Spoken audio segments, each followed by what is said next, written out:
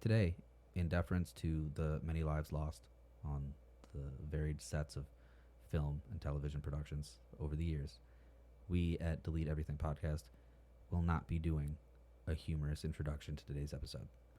Welcome to Delete Everything with Patrick Wall. Yay! No yay, stop. Yay. It's a solemn and mournful yay. No, you don't do a solemn yay. You just clap lightly. You just do solemn and mournful. You can just do it. Solomon. I guess if you don't say yay, that sounds... Who the fuck is Solomon Mournful? Solomon Grundy? Hey, everybody. Welcome back to Delete Everything Podcast. I am your host, Patrick Wall, and with me is my co-host, Riley Bowen. That's my ho-coast. The coast with the most. This podcast is basically our opportunity to address things that we have forgotten, things we never knew about, things we never really discuss. Basically all the things that, as a collective society, we don't ever really talk about, but, you know, like, let's talk about them, right?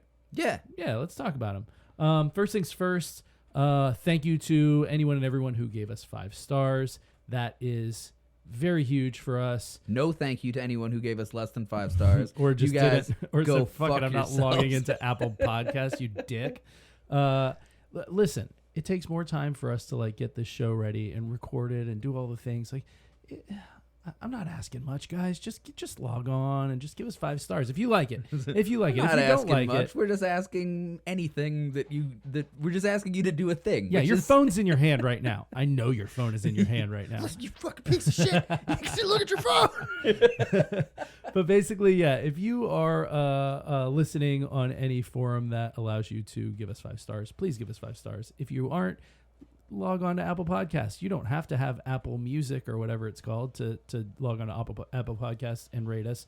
Apple Podcast is Apple something. Podcasts. Well, so it really is just the business side of things. It just helps us get popular. You know, at some point we're talking about wanting to do live shows. We got to be cool enough to do live shows. We want to be cool enough for that. We exciting announcement, just partnered with a graphic designer for merchandise, which is going to be cool. We got t-shirts and things like that will be rolling out soon. Yeah, we're not blowing smoke up your asses at the end of every show where we plug our social media and say, hey, we've got cool ideas like that we want to bring. We just need to make sure that enough people like us, and the way that we know enough people like us is by you getting on and give us 5 stars. So please, I cannot stress enough, if you have the time or if you can make the time, please do that. We also have social media. We have Patreon. We're going to plug all that stuff at the end of the show. So without further ado, we're going to jump right into, we're calling it movie set mishaps, but it's movies and television. So I guess it's a bit of a misnomer, but, you know, it's movie set mishaps for the most part. It's set mishaps, right? Yeah, if it's production set mishaps. Yeah, exactly. Although we're not doing too many like stage productions, you know? I don't know that. Like I don't know that we're going to do any. Huh? I don't know that we're going to do any like stage. I was going to talk about plays. It was a wrestler that fell to his death, Owen Hart. Oh God, that was like in the 80s, Yeah, 90s. That would be 80s? a set mishap, right? Actually, on a really fucking morbid note, I read recently that like after this, so like Owen Hart falls to his death in this big like Shout out to all the old school wrestling. yeah, fans shout out to listening. old wrestling fans. Back when it was the WWF. You know, he's on this big lift. You know, he's being raised by a wire snaps. He falls like 5 stories to his death. This Jesus horrifying Christ. moment. Vince McMahon, the running the show back then, still. Yeah, right? He he's just a great has human being. He just has Owen's body pulled off the fucking out of the ring, and then just sends everybody back in to perform. Why does like, that just surprise keeps it- you about Vince No, McMahon? it doesn't surprise me, but just imagine what it's like to be in the cast of a production. Uh-huh. You just watched one of your headliners literally die on Yeah. stage horrifically. Also, a publicly. production of like hyper masculine, big muscle dudes. Yeah. Talking tough and fighting. You know, And like one of your big guys just fucking died in front of you, a friend of yours, somebody Yeah, that you're probably. and they're like they get smacked on the ass and they're like, get the fuck out there, Get back and you out just there, get in the champ. ring covered in this guy's blood, like there was blood on the mat and Jesus. the boards. Or not the boards, but like the sub flooring on that ring, you know, like the collapsed one, was broken where he hit it. He hit it so hard. So they had to Jesus. like maneuver around the indent in the ring oh my God. for the duration of that show and just act like everybody in the crowd had to be like, yeah, he's probably fine. No, that body looked quite lifeless. When he doesn't come back at any point during the production, all the kids are like, "What about Owen?" Like, whoa. Jesus Christ. Well, yeah. So we're not gonna do any of those, any of the thing that we just did. I don't even know how many other like stage productions have. We didn't do research on that. It's probably some cool No. ones. Well, so quick. I do know that the saying "break a leg" is because people would break their legs on stage all the time. There was like an epidemic of it. I don't think that's true. It's not true. But a quick note about this episode. So this was actually like the second episode that we ever recorded as Delete Everything podcast. And our greatest shame and failure. We were very new with all the equipment. You didn't know dick about piss. Getting well, we're still very much amateurs with all this stuff, but our sound values came out real bad the first time we recorded this episode. And the worst part about it was that I had like a list that I wanted to complete, and we ended up recording for what, like 4 hours? It was a 4.5 hour recording session. I think that like by the end of that recording session, because we were still so brand new to it, that like when I was wasted by the end of that, and we were like, I was just sitting there and like my head in my hands, just like, Patrick, stop. I do remember. Please. We kept taking breaks to go use the restroom or whatever, and Riley's like, Can we just end it here? And I'm like, no, we just have we gotta 40 more movies to get through. Don't worry. We need to cover fast. all the history that ever happened. So unlike the last time we did it, we're going to kind of go, because before we started in a certain decade and we went in ascending order. What we're going to do this time is just start most recent and go in descending order.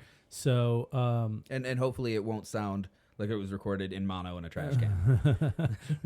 with me right in the microphone and you across the room like yelling your responses at me from the other side of the room. Also, I don't know if we can afford the 45-minute Jackie Chan love letter that we put in the last one. I think we can and probably will once we get to that decade, because what we'll probably make this like a series, you know, like Cryptids, like a couple of other things we've talked about. Cryptids 2 coming soon. Yeah, Cryptids 2 probably coming in, you know, probably a few episodes. Yeah. So Electric Boogaloo. So Electric Rougarou. Bigfoot Rougarou. Goddamn. Yeah, I mean, well, that's officially, there's a t-shirt right there. Electric Rougarou. Cryptids 2 Electric Rougarou. I can think of some cool art that would be. Anyway. Fuck yeah. I'm going to talk to the designer. So, yeah, right. So, what inspired this episode was... I saw the Rougarou. He was doing the electric slide. He was spinning on his head.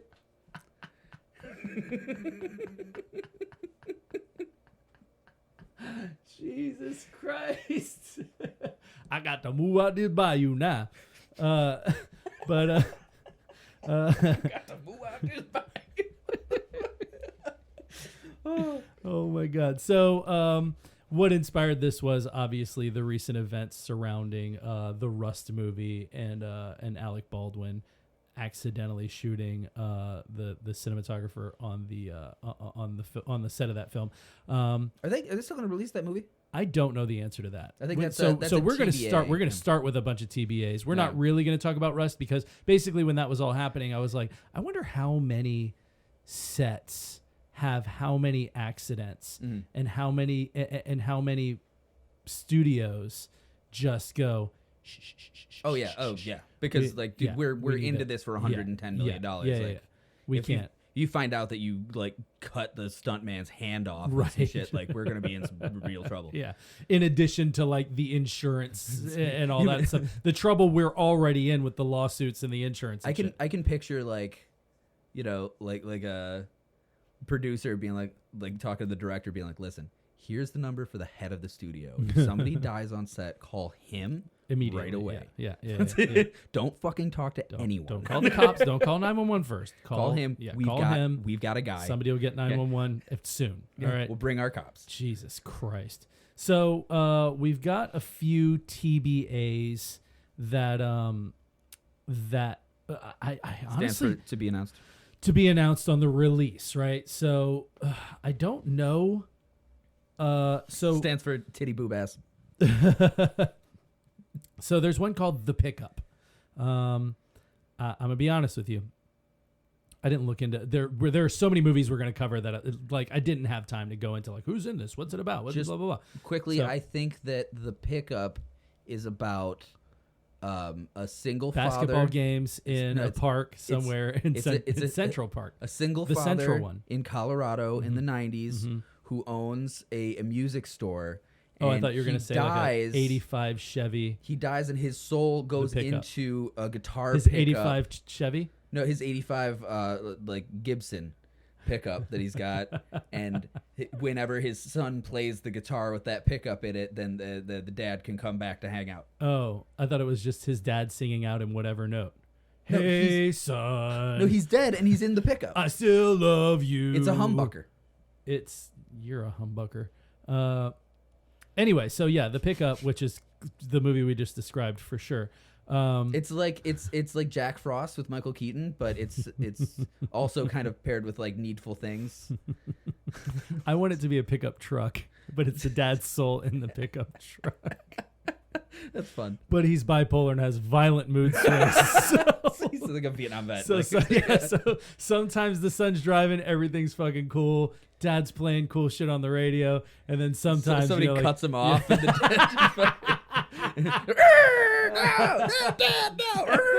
I can't control it. Like, it's like the Herbie the Love Bug. yeah. And when he finds out his dad's soul's in the truck, like the first time the truck loses control, he's like got the girlfriend in the truck and like and she thinks he's driving crazy and she leaves him. So then the whole thing is like then the dad's soul's like, oh no, now my son's gonna be sad. I've got to get the now. I have to ascend to paradise. No, now I have to stay here and help my son get his girl back by being the best pickup truck with the highest towing capacity. So this is the Ford F-250. This is the new Ford commercial. It's an hour and a half Ford commercial. Somebody get Dennis Leary in here to voice this. The new Ford Dad. The Ford dead dad. Oh God! All right, so we're 48 minutes into this now, and we haven't talked about fucking shit. Actually, since I mentioned Herbie the Love Bug, there is one glaring Herbie the Love Bug story that I just have to. Was there a mention. movie set incident? Do you remember a movie? Is that where Lindsay Lohan went crazy? This is actually referring to that movie. Mm-hmm. Do you remember the movie Herbie Fully Loaded featuring Lindsay Lohan? Sure, yeah. Do you know the controversy surrounding the title of that film? I don't. The contention. Lindsay Lohan was fully loaded the whole time she was playing. The contention is that the title of that movie is about how Lindsay Lohan had just grown boobs. Shut the fuck up. I'm dead serious. Dude, look that shit up because that is... You guys look it up at home. I don't want to. That is the contention is that Herbie, fully loaded, is like, oh yeah, she's ready. Oh, God, Jesus. Yeah, hit us up on social media and tell us if that's correct. I don't if support Riley just pulled that out of his by ass. the way. I don't think that's cool. I'm commenting on well, how yeah, because she was like 12 at the time, probably. Like 14 or something. Yeah, like, fuck yeah. Gross. Gross. All right, so on April 20th of 24, so literally just a few months ago, they were filming in Atlanta this movie, The Pickup. Multiple crew members were injured in a stunt gone wrong where an armored truck collided with a car, resulting in both vehicles flipping over. Goddamn. With a bunch of people in them. It's like the opening of Heat. So, yeah, except for I don't think there were probably people in those cars. No, probably not. There's also one called Wonder Man, which is to be announced. Is it a Marvel movie? Perhaps. Because Wonder Man is a weird sub-genre comic book character. Is it really? Yeah. It is. It's a Marvel movie? Yeah, it's going to be a television miniseries for Disney Plus. Damn. Yeah, so evidently one of the riggers, a fella named J.C. Spike, quote unquote Spike Osorio, died after the catwalk he was walking on failed and he fell from the rafters at CBS Radford Studios. Damn, that's very unfortunate. Yeah. And so sort of the common theme here, because obviously we're naming movies that and shows that people are like, whatever. We're going to get into movies and shows that you know. But the common theme is like, how the fuck is this not common knowledge? You know, like the Rust thing was a big thing. But, you know. Actually, particularly prescient today, if we're going to like just cover everything that's happening at the moment real quick. I don't think we're going to cover it, but the movie The Shining, Stanley Kubrick's famous The Shining, had multiple different weird little incidents. Yeah. What's her name basally went friggin' insane. Yeah, Shelley Duvall. Yeah, Shelley Duvall. Shelley Duvall passed away today. Did she really? Yeah, I found out this morning. Yeah. Oh, no. Yeah. Well, she was born in 1949. Yeah. Okay. But yeah, so today, July 11th, 2024, Shelley Duvall passed this morning. But R.I.P., girl. It should be noted that one of the many movie set mishaps was her horrifying abuse on the set of The Shining. Which she came back after the fact and said that was like misreported, and she loved Stanley Kubrick and like all these things, but it was like at the time it was reported that she was like ready to not act anymore. Well, the things that are definitely true are things like her being kept awake for up to 36 hours, doing like a crazy amount of takes, doing like over 100 the takes cigarette when the smoking the cigarette, or like almost 100 takes of just her having a panic attack over and over and over again until she was just in this constant state of hyperventilation. Jesus like Christ. That sort of, we don't really fuck with that these days anywhere. But back in the day, directors were fucking crazy. Stanley Kubrick in particular. Stanley Kubrick, like Michael Cimino and the Deer Hunter would like fucking put the actors in boxes with live rats and shit. Like Jesus Christ. Yeah, there's in the Deer Hunter, they Christopher Walken and Robert De Niro get tossed into a like a prison cell made out of bamboo that's like half submerged in water, and you can hear Christopher Walken saying, "Michael, there's rats in here." And, wow! And De Niro's character, there's so many rats in here. Yeah, exactly. But De Niro's character's name is Michael, so you like Michael. Like, you think like okay in the movie, but he was screaming for the director Michael Cimino. He's like, "Michael, there are rats in here." Wow. Yeah, used to just fuck with actors back in the day. So it's all for the art. So, okay, so there's another movie called Indian 2. Was there an Indian 1? Let me ask you a question. When I say the movie Indian 2 to you, what do you think of? What sort of movie do you think of? Indian in the Cupboard 2, Return of the Indian. What? Are you familiar? Was that like was not a Western, but like a Native American like? It was a Western coming out story about gay Indians. No. So, longtime listeners of the show will know that I have a breathtaking breadth of knowledge about young adult fiction spanning from like the late 70s to the early 2000s, and a stupid amount of movie knowledge. Yeah, well, I mean, I just it's the autism, but but like one of the books that I read as a kid was the Indian in the Cupboard series. Which is about a kid who's got. I don't know, like a fucking magic cupboard. It's like a toy. Yeah, it's like a toy. He's got these toys. Like they made a movie, right? Yeah, they made multiple movies. There's Indian in the Cupboard 2. I never saw. Okay, those are pretty good flicks. Possibly problematic these days. Well, so let me just go because I'm looking now at the names here, and Indian 2 is clearly an Indian movie from India. Oh, well then I believe I'm the one being problematic. That's what. Well, no, because when I saw it, I was like, oh yeah, it's probably some sort of Western or something. Then I started looking at so on February 19th of 2020. So this has been TBA for over 4 years now. During the shooting of the film, a crane carrying a heavy flashlight fell on the sets, resulting in the deaths of 3 crew members, including the assistant director, and leaving 10 more injured. That's not a fucking heavy flashlight. That's a chandelier. Yeah, the director and 2 of the main actors narrowly escaped. Jesus Christ. We're going to roll right through these. Oh, Geechee. I don't know what this movie is about, but it's been... It's about the real Lady Marmalade. It's not the Lady Marmalade you know. It's the real one. This movie, Geechee, also TBA since 2020. Production was halted indefinitely when a crew member got injured after the crew's convoy was fired upon several times by Dominican police. Jesus.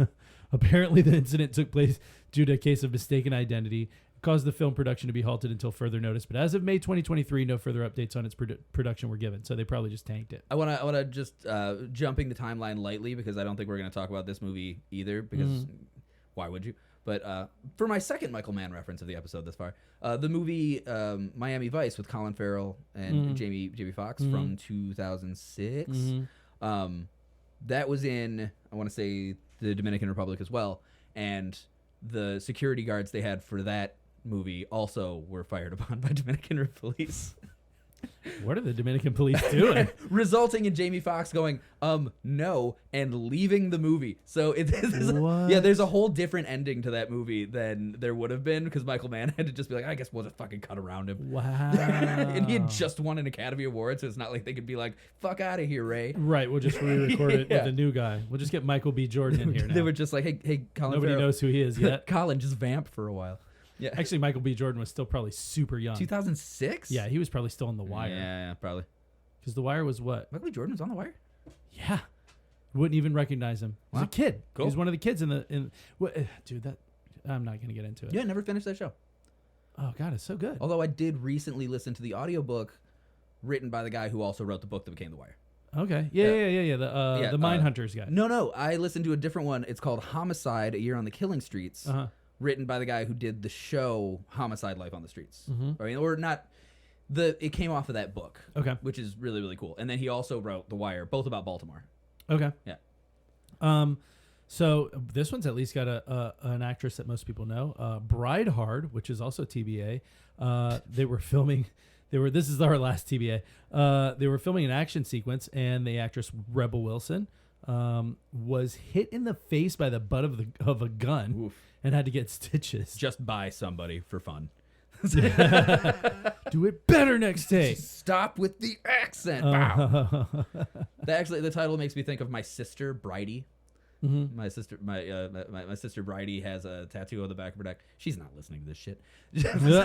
She's got a tattoo on the back of her neck that is a skull and crossbones that says "True Grit." Okay. So, and I think Bride Hard. Wow. Do you know an actor named Ryan Fellows? Ryan Fellows. I know Brian Fellows from the Tracy Morgan on the old fucking SNL. Oh God. You remember those? Yeah, I do. I'm Brian Fellow. That goat got devil eyes. I want to touch his face. Yeah. That bird is a liar. It's one of the I'd best. like to order a solid gold cage. I'm Brian Fellows. And it's just the thought bubble of the bird ordering a solid gold cage with his credit card. I'm Brian Fellows. That bird is a liar. Jesus Christ! If you have not seen the Brian Fellows sketches from SNL when Look it up. When Tracy Morgan was on there, they are one of the best regular bits. I know this is probably common knowledge, but pretty low key, Tracy Morgan is probably one of the top 10 funniest people on earth. I think he's kind of insane, probably. But that's the thing. It's like he's like a comedian's comedian, right? Yeah. Like fucking anybody. There are a million comedians that you can just go to a comedy club and you'll find fucking the cast of SNL huddled in the back watching some nobody. Do you remember when he sued Walmart? No, it's because he got hit by a Walmart truck. Because he got hit by a fucking semi-truck and almost died. And he got a fuck ton of money. I would imagine He so. won millions and millions of dollars. That's he's in semi-retirement. Yeah. Yeah. Well, why wouldn't you be? Because he's just he got super fucked up from that accident. His entire career. Yeah. That wasn't on a movie set, but hey, you know what? But I also recently listened to a bit he did on another podcast where he's just like, I'm trying to get hit by another one. Jesus Christ. Well, so there's a movie. I'm coming for you, Target. There's a movie from 2022 called Street Outlaws, Fastest in America. And an actor named Ryan Fellows died in a car crash in Las Vegas while participating in a race for the show. He lost control of his vehicle and it flipped over and caught fire. Street Outlaws, Fastest in America. I'm trying to. I feel like I've seen. Was that a show? Or I'm sorry. I'm thinking of a different movie. I'm thinking of Biker Boys with a Z. Yes, featuring Lawrence Fishburne. Street Outlaws was or is still an American reality TV series that it was on the Discovery Channel. It's not a thing anymore. It has 15 seasons in total. No, wait. 15 seasons? Yeah, wow. I've never heard of it. That's because it was on the Discovery Channel. Discovery Channel. All the Discovery Channel shows have fucking 15 seasons, and no one watched any of them. Well, hey, 007, No Time to Die. Daniel Craig sustained an ankle injury while filming in Jamaica, subsequently underwent minor surgery. In a separate filming accident, a controlled explosion caused exterior damage to the 007 stage at Pinewood Studios and left a crew member with injuries. How many people went to go see that movie and had no idea? Was it Time to Die? Was it? No Time to Die. 2021. No Time Left to Die. No Time to Die. Is it the numeral 2? No. I don't think I've seen. Wait, was this the last one that Daniel Craig did? I think so. Yeah, 2021. Yeah, 3 years. Okay, ago. yeah, that movie's actually dope as fuck. I didn't go to the theater. I like to go to the theaters for movies like that because the experience. But I saw it on streaming, and the movie is actually supremely fucking cool. Jesus. But we've got another Bollywood movie. Love You Rachuchu. Love You Rachuchu from 2021. Love You Rachuchu, yes. While filming a fight scene in Joganhali near Bidadi, Karnataka, we've all been there, stuntman named Vivek stepped on an electric wire, died on the spot. Just boom. Stepped on a wire, died. That sucks. Mm-hmm. Vivek is a cool ass name. Yeah, I mean... This is my buddy Vivek. Is it Viveck? Vivek. Vivek. Yeah, that's a fucking dope name. Yeah. That's a bummer. Sorry that guy died. In F9, the ninth Fast and the Furious. You know, I've never watched a single one of those movies. I tried to watch F6 the other day. Uh-huh. I've seen the first one. I saw the I've first never one. seen it. I never really interested me. I guess I know why people love those movies because it's mindless and it's fun. I get it. Sure. But like, sorry, my dog is making noise in the corner.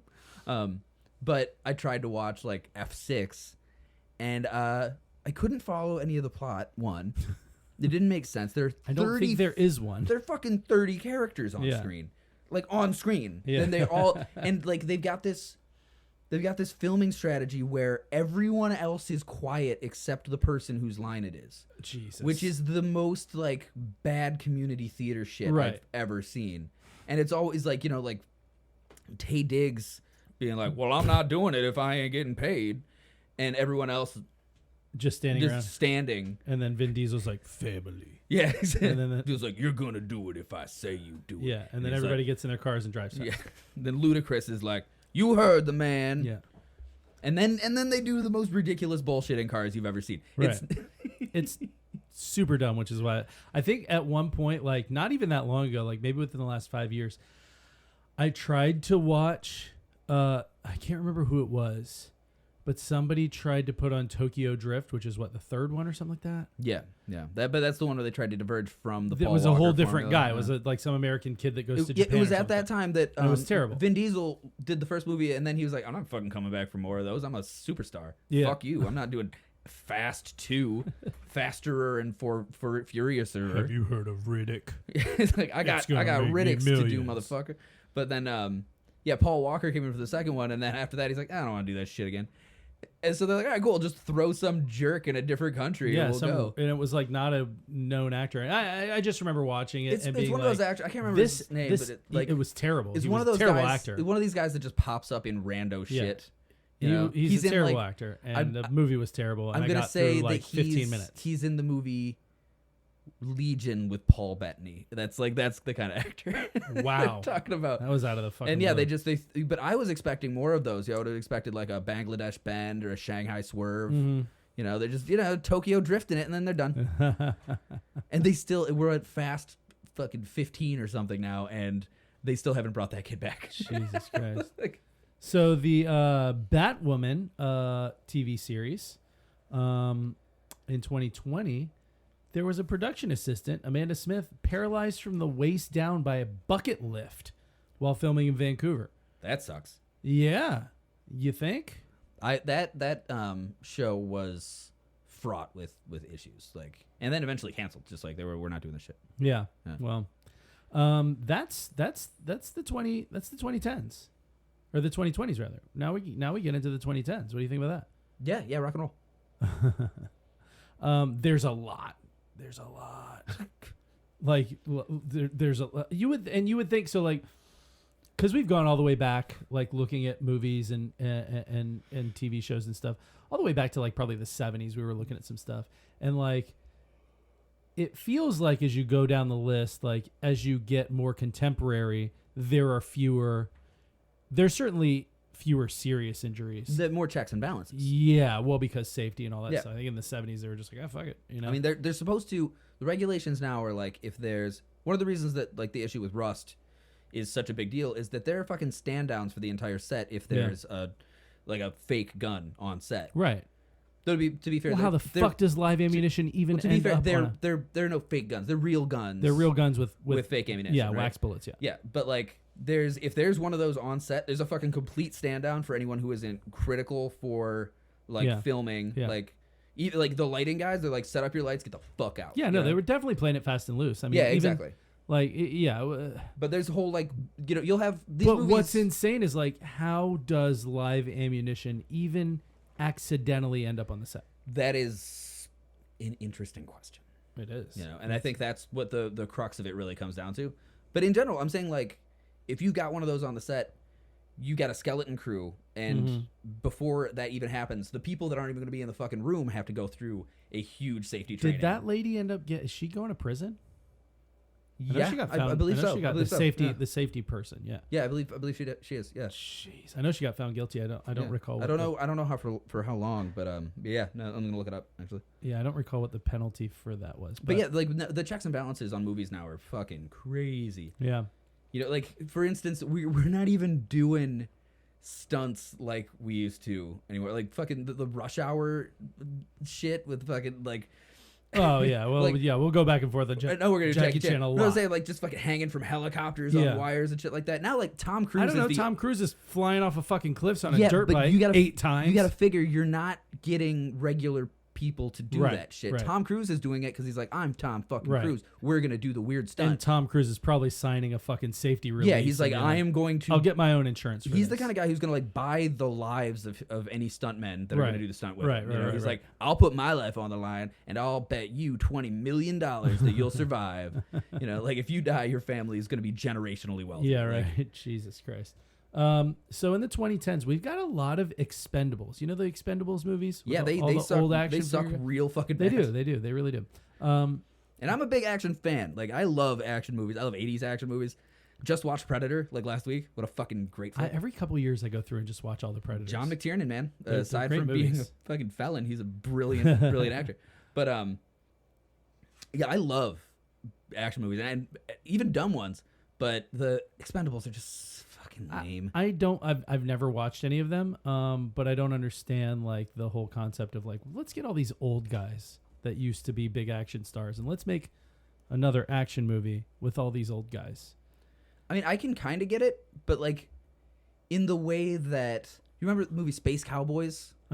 It's like, yeah, cool. I want to see like fucking James Garner and Clint Eastwood do some astronaut shit. That sounds fun, but like the whole concept of the Expendables is terrible. It's like we're gonna get Sylvester Stallone, and then we're also gonna get Arnold Schwarzenegger, and then we're gonna get Steve Austin, Jet Li, and then Ronda Rousey, and she was on one of the newer ones, some other right? wrestler, and then Bruce Willis will pop in for a second. Chuck Norris, and we'll have Bruce Willis say like his Die Hard thing, and then it all comes. The South Park bit about what's his name? The guy that does he did all the Ninja Turtles movies, the Transformers movies. Michael Bay. Michael Bay. Like the South Park bit about Michael Bay where he's like describing a movie and he's like, and then the car's running down the street and then a tank comes in and it shoots and then a jet comes and the body's flying. It's like, I don't think I've seen that. That's how the Expendables are. It's like, and then fucking Danny DeVito can come in naked with a rocket launcher and we'll blow some shit up. We do have a Danny DeVito in here, by the way. Was he injured on Twins? Fucking crushed by Arnold Schwarzenegger's massive dong. So in the first Expendables, 2010. The armorer for Ross was sentenced to 18 months. Sheesh. Shouldn't have fucked up. I don't know how I feel about that. Shouldn't have fucked up. Does that feel like enough? I feel like if I was the family of that chick, I'd be like, it's manslaughter. A year and a half. When it comes down to it, that's a incidental murder charge. Like you are responsible for the loss of life. Yeah, but it's not done with malicious intent.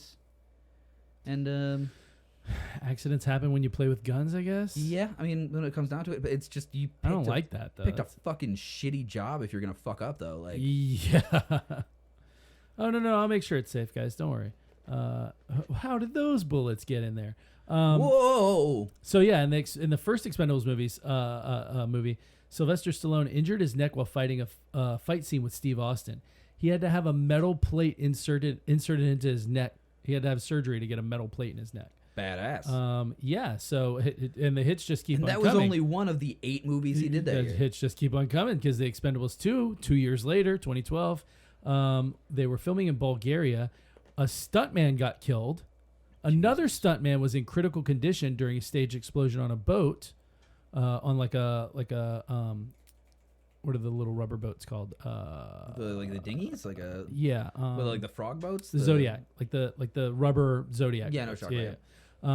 So one stuntman dead, one in critical condition.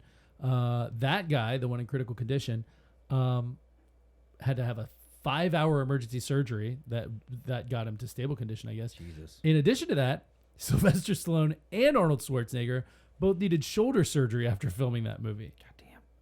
Yeah, dude. So Ugh. I know that as a big movie fan, I almost have to endorse like movies so big that they'll like lose people's lives if shit's done improperly. But like, I can't imagine being like the stuntman's kid and talking about how his dad was a fucking stuntman in Hollywood and he died doing a badass stunt. And somebody's like, yeah, what movie? He's like, Expendables 2. Like, that sucks. If it's fucking Lawrence of Arabia or some shit, get trampled by a horse, cool.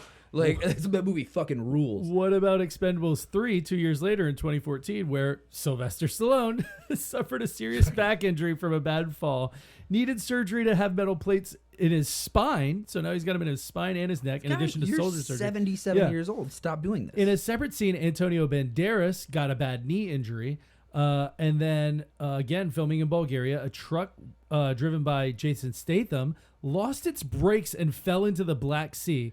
Statham had to swim out of the truck and managed to escape unharmed. Now, see, that is fine. That's badass. Jason Statham seems that. like he's probably legitimately Jason Statham. fairly badass He surfaces. He goes, "Well, wobbly jubbly then. I'm in me drink, ain't I, governor?" You know.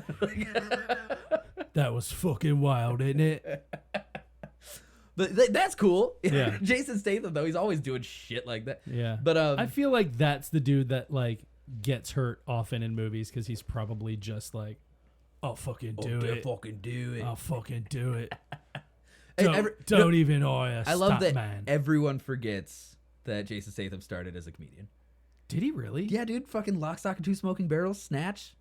He was a comedic actor. Wasn't, I guess, but he was still like the badass, like gruff.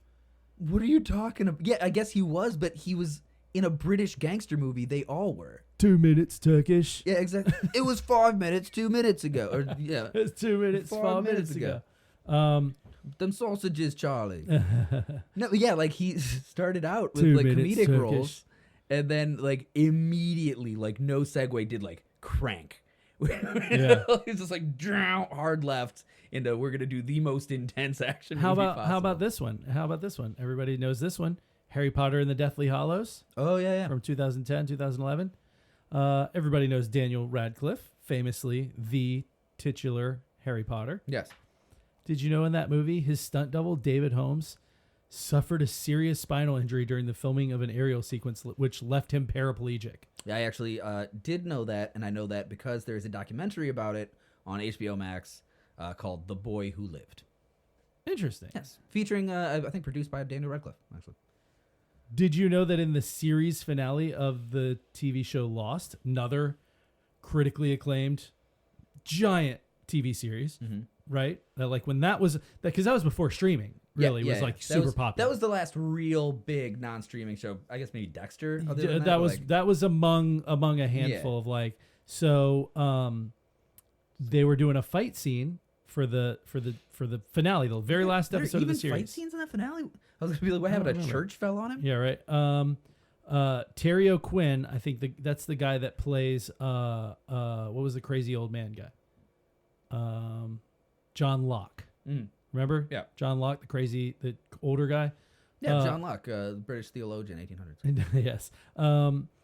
He accidentally stabbed Matthew Fox, like for real, with a knife. He was supposed to have a collapsible knife. Again, how do you accidentally grab a real knife? You know, hey, we're gonna do this scene. and there's like two knives sitting on the thing, and one's the collapsible knife and one's the because, real one. And you're like, listen, I've done theater. You pick up one of those fucking things. The first thing you do is stab yourself in the leg with it. right? Yeah. Chickadee. You know what? Terry O'Quinn was fucking sick and tired of 6 seasons working with Matthew fucking goody ass church boy fucking Fox. Now's the time. Apparently, though, Matthew Fox was. So this is the whole weird thing. Fox's life was saved by the Kevlar vest underneath his shirt. Stab through a Kevlar vest? I guess. Well, I guess Kevlar is going to be like impact resistant, so like a bullet will stop. Yeah. But it's You can push through. The slow blade penetrates the shield.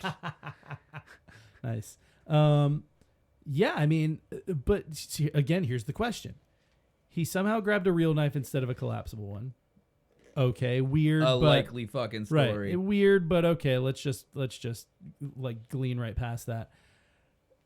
Glean? Matthew Fox was that? Did I use that right? No, I'm gonna glean past it. You're gonna put gleaming the cube past glean, Glean, GLEAN, right? Did I use that incorrectly? No, I might have. To glean is to get like a small amount of insight from minimal information. Yeah, that's right. Yeah. Yeah. My bad. Let's just fucking let's just idiot. brush right past it. Maybe that's what I meant to say. Yeah, we're gonna brush right past it, like you brush past my sweet gleaming the cube reference. Anybody? Christian Slater? So yeah, but then Matthew Fox is wearing a Kevlar vest underneath his shirt. Maybe he was getting shot after. Yeah, you're right. Maybe there was maybe it was a big scene. Maybe he's just paranoid. He's one of those guys. Yeah, so that's a thing that happened, right? Yeah, I guess. Campus PD. Do you remember that show? No. Campus PD. It was on G4. Oh, like the gaming network. Yeah. So, but it was about like they still play that channel at GameStop, but I don't think anybody else is watching shit. it. After Olivia Munn left it was just the end. I love Olivia Munn. I know. I think we have an episode where we just gush over Olivia Munn for a long time? I think it may have been this one. I hope, because I don't really want that to go out to the public. That whole like you don't want that to go out to your wife's ears. 15 minutes of just like, oh, Olivia Munn. I know. Stop. Don't talk to me about her. I don't want to have a boner in front of you. So no, it was a show about like campus police. Apparently, some cameraman was killed in a helicopter crash while filming at the Indiana University of Pennsylvania.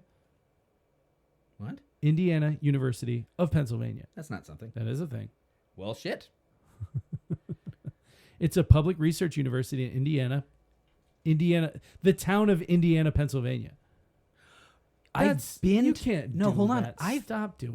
Indiana, Pennsylvania. This is fascinating. And what a random fucking switch. Indiana, Pennsylvania is the hometown of famed actor James Stewart. And my dad was a huge Jimmy Stewart fan.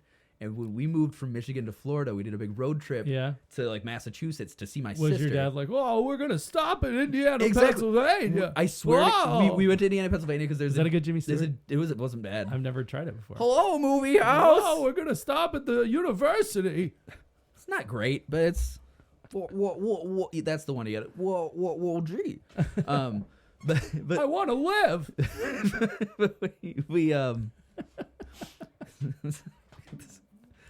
So we drove there because there's a James Stewart museum. Oh my God, stop. I swear to God. And like, dude, it'd be like, why do we need one of those? It's just like we walked through that. One, Indiana, Pennsylvania is in the heart of Pennsylvania, away from major cities, and it's a beautiful small town. Okay. And like it was the shit, like we're rolling through there, we're watching like kids get off the school bus and rush into their mothers, feel like loving embrace and shit. Like it's and very you were standing like, on the road, and cameraman Greg Jacobson died while a helicopter crashed to the earth. No, that must have been an upset though. I would be interested in something about a small town like that living, like existing, dealing with that past that situation, because that would be fucking crazy.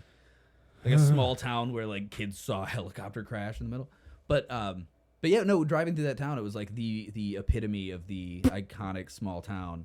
And then we went into the museum, and there was like fucking outfits of James Stewart's. Like, this is a suit from Harvey, and here's like, wow. This is what he wore in the spirit of St. Louis. Jesus and I'm like Christ. 15 years old. I just drove from Detroit, and I'm walking through this like, what the fuck dimension am I in right now?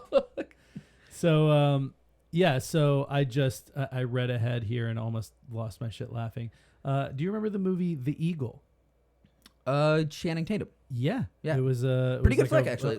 Yeah, it was like a Roman. Yeah, it was one of two. It was one of two movies that came out like at the same time, kind of like a Bug's Life ant situation. That was about the lost like Roman legion. Yeah. So what the other one was? The Centurion with Michael Fassbender. Possible. Fuck, I'm good. I don't remember. That was 2011. If that's when that came out. Anyway, yeah, it was the same. It was like they came out like the same fucking time. So pretty good flick. So they were filming in like a freezing river, right? Mm-hmm. And the actors in this river had to have like a mixture of boiling hot water and river water poured down their suits so they could stay warm, right? Mm-hmm. A crew member forgot to mix the hot water and the river water.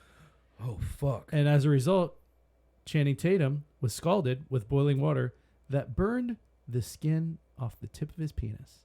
God damn. Did we just find out that Channing Tatum is uncircumcised is what I'm wondering. Did I need another reason to try and see Channing Tatum's dick? I mean, now I'm just thinking of him like late night being like with like 7 girls in his bed being like, yeah, this scar right here is... Am I the only one who thinks that Channing Tatum looks a little downsy? No, I mean, that's kind of that's how he gets all the stupid guy roles. Like that's... Yeah. Legitimately, like his first couple of really big roles, he did... Not Breakin' 2, but he was in fucking Save the Last Dance. He was a dancer in one of these movies, like Honey or something like that. I think it was Save the Last Dance. Save the Last Dance isn't that Tyrese? Oh, maybe. Was that the girl with the big forehead? I can't remember. Julia Stiles. Julia Stiles. Yeah. And it was one of those dance movies from that time period. But I'm over here talking shit about so many actors and actresses. Oh my god, I'm gonna get like fucking blacklisted. We're gonna get whatever. Yeah. I mean, like you guys want to contest it? Come on the show. Channing Tatum, questionable chromosome count. Julia Stiles, giant forehead. Like I'm gonna give a fucking savage defense of Channing Tatum though, because his first couple of movies are like he did like dance movies, and then he did fucking A Guide to Recognizing Your Saints. It was like a 80s 90s New York coming of age story with Shia LaBeouf and Robert Downey Jr. Yeah, and he plays like dumb street like thug. Yeah. In one of the he also did that in what was that, like A Place Beyond the Pines or whatever? Was he in that one? No, that's Ryan Gosling. Oh, is it? Which is a cool flick too. Yeah. But in A Guide to Recognizing Your Saints, but yeah, he was kind of a dirtbag. He's just kind of like a dumb asshole, but like he has the most emotional story arc you've ever fucking heard in your life, and he plays it to a T. And then he did another one called Fighting, where he's another dumb asshole, like doing like fucking bare knuckle boxing on the streets. Again, quietly one of the most emotional story arcs you're ever gonna fucking see. Like he just has these idiot roles that he somehow transforms into these brilliant like character acts. I don't think Julia Stiles does that as well. Julia Stiles kind of just disappeared. Yeah, she was fine. She was on that season of Dexter and then sort of stopped. So here's another one that everybody knows: The Hangover Part 2. Yep. The monkey exploded. They were actually kidnapped by... No, but we are going to get to one that the fatalities were all animal related, and I guarantee you that one's going to hit the hardest out of anyone because, everybody's like... Oh. Wait, is that the... No. Okay. So you're gonna once I say it, you're gonna remember it from last time we recorded this because we went over it that time too. But no, The Hangover Part 2. Australian stuntman Scott McLean suffered critical brain damage while filming in Bangkok after a taxi he was leaning out of the window of failed to dodge another vehicle, causing McLean's head to collide with it. Fuck. Warner Brothers Studios issued a statement saying that he was in a medically induced coma. They were paying his hospital bills, et cetera, et cetera. McLean ended up recovering, but stated that he likely had permanent brain damage and physical injuries, and ended up got fucking hereditary. Yeah, ended up suing the studio for unspecified damages. Well, I know one specific damage he's sued him for. Oh boy. How about this one? I did not see this movie because by this point it was just too much, man. Transformers: Dark Side of the Moon. Ooh, Michael Bay movies. Yeah. Yeah. I legitimately cannot tell you if I've seen that movie or not. I don't know. It had to have been like the third or fourth. I know that one. I didn't see it. know that I saw the second Transformers, What happens in the second Transformers, I can't tell you, because I more than likely saw at least one other Transformers, and they are absolutely fused in my head. I saw the first one no fewer than 50 times because my son at the time was like 3 maybe-ish. Mm-hmm. And that was, you know, if you have kids, you know, like when they're little, they go through this like, I want to watch this movie every single fucking day. No, you know? I know exactly. Yeah, first it was Cars. Yeah, I've watched Cars so many times I can probably quote it. I had a 3-year-old daughter during Frozen. Oh Okay, boy, Jesus, lots of letting it go, huh? Oh boy. But yeah, so after Cars, it was the first Transformers movie, and every morning, it was all right. Here's your breakfast. Let's turn on Transformers, and we'd watch that shit every single day for like months. Fuck that. Yeah. Well, you know, what's cool is like also if you're a parent, you know, like frequently you go, okay, here's your breakfast. Like, here's, let's get you all set up. Let's get the movie on. Yeah. And then you lay down on the couch and snooze. And I can't tell you how many times I woke up to that goddamn Linkin Park movie at the end credits where I was like, it's over. Okay. Oh, yeah. Yeah. Yeah, so I would wake up to I saw this great I saw this great alternate cut of the ending of Oppenheimer that had that as the oh my god. Oppenheimer looks into the camera and is like, I believe we have, and then it's great. So that movie, Dark Side of the Moon, which I think was like one of the like either the last or the second to last. I think they made 4 Transformers movies. Fuck. Okay, Dark Side of the Moon is the third one. There is no goddamn way that I could lay down. Was the third one where they did the really racist Transformers? That's what I'm talking. I don't know. I feel like I remember the really racist Transformers. I feel as though I had an issue with the beatboxing hip hop Transformers. Yeah, the 2 that were like from the junkyard that were all busting like, oh man, what are you gonna you know? And I'm like, whoa, this isn't okay, Michael Bay. Maybe it's representation. I fucking know what's going on. Don't think that's good representation. Did you ever see the Suicide Squad, the first one, not the James Gunn one? Yeah, it was terrible. Oh, it's one of the worst movies ever made. I mean, without a doubt. I'm gonna put that on my on my Why Is This Movie So Bad podcast. but the artistic decision that they made in that movie to make Killer Croc black, but just stereotypically prison black. Yeah, like his whole motivation in that movie for everything he does is to get BET in his cell. Like. What the what? I don't remember that part. I remember being in the theater. I remember being disappointed at how bad they because they did it all with like prosthetics. Oh, it sucks. It's absolutely. And atrocious. and Killer Croc looked terrible. That whole movie. I was like, Jesus. Unbelievably bad. Like it was bad. Uncomfortably bad. My story about Suicide Squad. Here's the incident that happened on that set. It was made bad, but I don't smoke pot. Right, even though it's legal in Florida, I don't. Sounds like what everybody who smokes pot says. I would just say I do. I don't know, whatever. But like in this instance, my wife and I were gonna go out to dinner, have a nice sushi dinner, and then go out to a movie. And we were real broke at the time, so like this is a big event. And she comes home and she's like, "Ooh, I bought like a little brownie from somebody at work." Oh boy! So you want to split this brownie? And I was like, "Yeah, hey, fuck it, yeah, eat this shit, go out have some dinner, and then go see a movie." This brownie hits in the middle of the sushi dinner, and I am immediately the stonedest I've ever been, to a point of madness. I'm just like eating sushi with my hand, like whoa, like real. And she too is like, holy shit! Like we look at the waitress and we're like, we just got hit by an edible. We're so fucked. Can we double up everything we just ordered? That we would like a bag for this, please. So Jesus. So we get like an Uber to the movie theater and we get in the fucking movie. I'm sitting there watching the intro, watching the character introductions, the fucking music, like Sympathy for the Devil and shit, like you know, soundtrack stuff. Stupid. About 15 minutes in, I'm like, it can't be this bad. I'm just so fucking high. It was. I'm so goddamn high right now that I can't tell. I'm just seeing everything in triple HD, right? Like I'm seeing things that if I was sober, I would not notice. And I lean over to my wife and I'm like, hey, this movie's not. And she's like, no, dude, we're just so high. Like, I didn't even finish the sentence. She's like, no, we're just so high. It can't be this bad. So we watch another 20 minutes, and I lean over. He's like, are you sure? She's like, it can't possibly. Like, we're so high. And then another 20 minutes later, she leans over. She's like, it's that bad. This movie's this fucking. I have a similar story. So anybody who knows, you probably know this about me. Anybody who knows me knows, like, if I get stoned around people, I don't get more conversational. I don't get more fun. I recede into. I try to become a part of the wall. And I just watch people talk and become hyper analytical.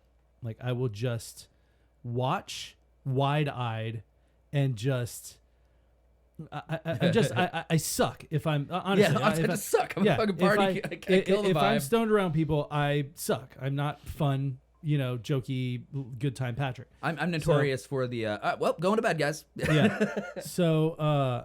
So what was the Marvel movie with Brie Larson? Which Marvel character was she? Captain Marvel. Captain Marvel. Yeah, Captain Marvel. So a friend of ours, Jose, who will probably be a guest on the podcast at some point, he texted me one day and he was like, "Hey, I'm thinking about going and seeing Captain Marvel. You want to go do it was like a matinee, it was like whatever." And I was like, "Sure, why the fuck not?" I think this was like beginning of COVID. Mm-hmm. No, it must have been before because we were in the movie theater. I think it was before too because I brought my daughter to see that movie. Yeah. But I had some weed cookies, and I was like, you know what? Fuck it. I'm gonna eat one of these. Right? Go have a fun time at the movie. Obviously, just forgetting that like I was just like, screw it. I'm gonna eat this. So I ate it. Drove to the movie theater. Sat down. Got the movie theater here. You can get beer and all that stuff. So you got a beer. Got some snacks, whatever, popcorn, and we're sitting there and. We're probably about, 20 minutes into the movie, and I'm like, oh boy, I'm real high. And I'm sitting there micro-analyzing a Marvel movie. to the T's. And I was like, this is so bad. I haven't watched it since. So I don't know if it was that bad, but I'm guessing it probably was. It's not really. It's pretty. Was it good? I mean, it's a superhero movie. Little girls like it. My daughter liked it. Actually, my story with that exact movie is that Charlie was like 7 or something, and like I've never really been against her swearing if she wanted to. Like she'd like say like ass or something. I'd be like, oh, whatever, little kids, use language. But she's not allowed to say things like go fuck yourself. She can't say disparaging shit. Right. There's a and so we told her before we went in to see it, like, yeah, a lot of people are upset about this movie because like the female lead, it's very like girl centric. She's like, oh, interesting. And we went and watched it, and then after the movie, she leaned over. She's like, hey, those people who said like girls can't be superheroes? Well, they can fucking go chase themselves. Jesus. And I was like, yep, that's fine to say. I'm like, okay with that, 7-year-old. Cool. Jesus. It's funny enough. Well, so we were on this Transformers movie, and I don't know how we ended up. Because those movies fucking suck balls. Yeah. They're weird and racist and bad, and they mean nothing, and fuck them. That's they were filming a stunt in Hammond, Indiana, which is just, from what I hear, a picturesque place to John film. Hammond, Indiana. Yeah. So an extra was seriously injured because there was a failed weld, WELD, that caused a steel cable to snap from a car that was being towed. That steel cable hit the extra's car, damaging her skull. Damn. The extra, young lady named Gabriela Cedillo, had to undergo brain surgery and was left permanently brain damaged and paralyzed on her left side. Her left eye was stitched shut. And apparently there was a settlement between Paramount and her family for $18 million. Fucking good. Yeah. But as a result of the accident... They would spend $18 million on another racist robot. So here's the funny thing, though. As a result of the accident, and this is worth actually going and looking at, right? They recycled footage from one of Michael Bay's other movies, The Island, with Ewan McGregor and Scarlett Johansson. Yeah. They recycled footage and used that instead, and just used CGI to insert the robots into the footage. God damn. That would actually be worth going and watching both of those movies to be like to find like the scene, find the footage. I know we're kind of in my niche here, talking about like rando little movie factoids. But another movie that did kind of swap out is at the end of Blade Runner. They needed to do some like voiceover stuff, and they brought Harrison Ford back in to do it, and he didn't want to, so he got real fucking drunk before he did. Yeah. Like he didn't like the edits, so he came in, he's wasted. So at the end of the movie, like his voiceover stuff is like, well, I don't know if she was a robot, but we were fucking gonna go. And so they couldn't get him to perform, and they just needed something to like throw on the end of the movie for him to talk over, like something like driving away bullshit. Yeah. So the director, Ridley Scott, contacted Stanley Kubrick, and Kubrick gave him cut footage from the beginning of The Shining when they're driving to the Overlook. So the car that you see driving at the end of Blade Runner is the same one for the beginning of the Shining. That's funny. So and just to throw in one more, I got really high for a movie. I got really high, and I went to see James Mangold's Logan in 2017. Fucking perfect experience. So it wasn't the weed. Well, that was a good movie. Movie fucking rules.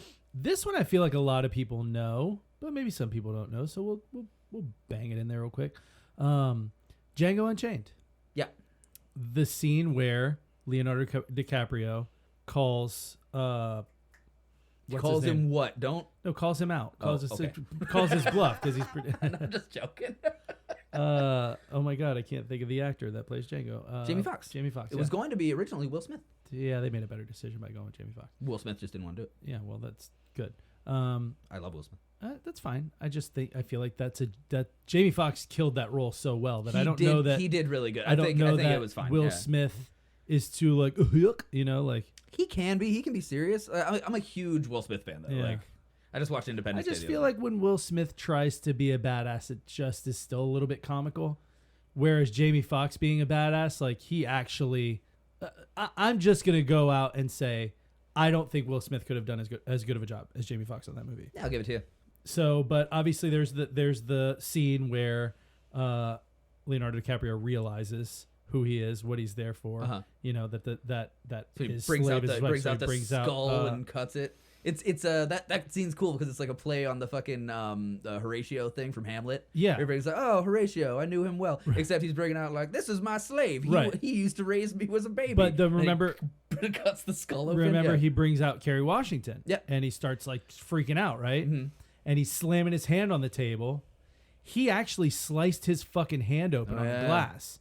And was no, on the shards of bone on the skull. No, it was a he did a crystal. Yeah, it was a crystal. He smacks the table, and he had to have like several stitches, but he kept going. And so like when he's grabbing her face and starts rubbing his blood all over her face, and she's like just wide-eyed sitting there, that's really his fucking blood. Like he really sliced the piss out of his hand. Dude, and was bleeding profusely. That kind of shit. I love that sort of shit. That in the moment, like this is probably bad stuff. Yeah, because I guarantee Kerry Washington would have much rather that not happen. Yeah, probably. You know, but like when you're already in the hot seat and it's obvious this is going to be the best take and it's going in the fucking movie. Well, and that's what ended up Quentin Tarantino. They ended up refilming it, and Quentin Tarantino was like, no, this is the best one. She realizes that DiCaprio's lost his goddamn mind, is actually bleeding and rubbing blood on her face, and she's just like, this is the $30 million But shot like, right here. imagine after Tarantino says cut, and like, she's just you like, know, like, yeah. Like somebody blood. from the crew hands her like a hot towel or something, and she's like wiping her face off, looking at fucking DiCaprio like, Jesus Christ, and dude, he's just what like, the fuck? And he's like, sorry, I just knocked over my mic. He's like, can somebody please come fucking take care of my hand? Jesus Christ, medic. Somebody put some stitches in my fucking hand. Yeah, like I feel like it's one of those Jesus Christ moments, but you're also kind of chuckling, like, I mean, nailed it. I mean, being on set for something like that has to be just like everybody in the crew watching it is like hands over their mouth, like, oh fuck. Yeah. Like, when are we gonna call it on this one? Because this is fucking crazy. And of course, Tarantino's just like, never. We're gonna this is gonna be a oneer the rest of the movie. Do you remember the TV show The Good Wife? Vaguely. Kristen Chenoweth, who you'd recognize if you saw her. I know Kristen Chenoweth. Yeah. She's got kind of a funny face. Kristen Chenoweth from the Broadway production of Wicked. Oh, really? Yeah. I didn't know that. Yeah, very gifted vocalist. Apparently, a piece of the lighting rig fell on her filming an episode, and she sustained a skull fracture, Jesus, broken nose, spinal and rib injuries, and cracked teeth. and had to undergo years of physical therapy. Holy shit. Yeah. Young. Yeah. Yeah, fucking 100 productions of Wicked. That never happened. Right. Are you ready for the one that's going to really, really upset everybody? Because they're animals. These are dead animals. It's not like Cannibal Holocaust, is it? No. Okay. Okay, yeah, sure. What's up? The Hobbit. The Peter Jackson's The Hobbit? Peter Jackson's The Hobbit. Who bad movies. They weren't great. Not when a fan. When you put them side by side with his Lord of the Rings trilogy. Lord of the Rings, possibly the best movies ever made. Yeah. Just unbelievable, successful triumphs. As many as 27 animals were killed during the production of the film. Fucking holy shit, bro. Mainly from hazardous conditions of the farm they were housed in.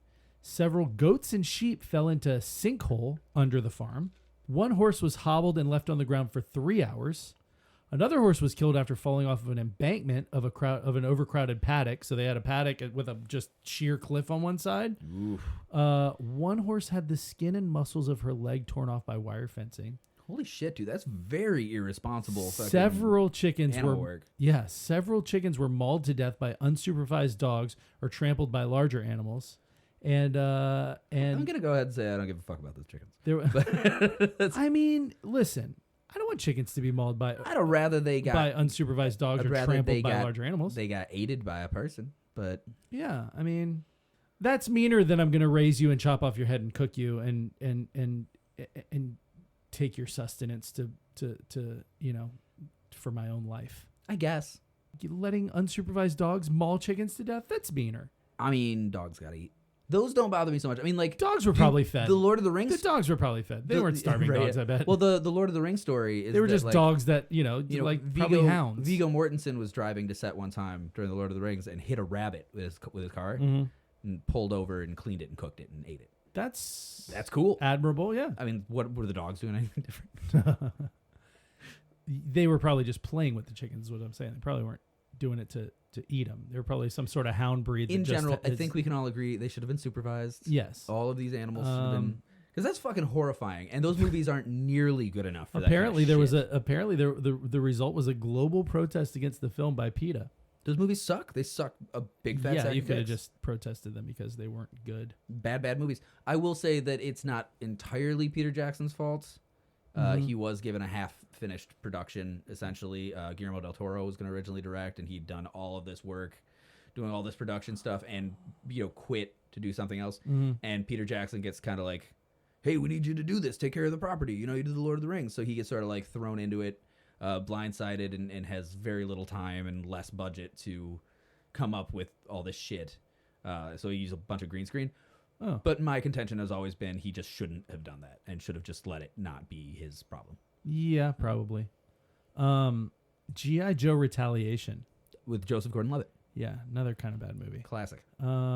Those were pretty bad. Iconic classic film, G.I. Joe Retaliation. Is that the second one, I think? Yeah. Another Channing Tatum vehicle, but he dies in that one, I think. I don't know. Yeah. Those were so bad. Vin Diesel was in that too, wasn't he? I don't think so. Was he? I don't know.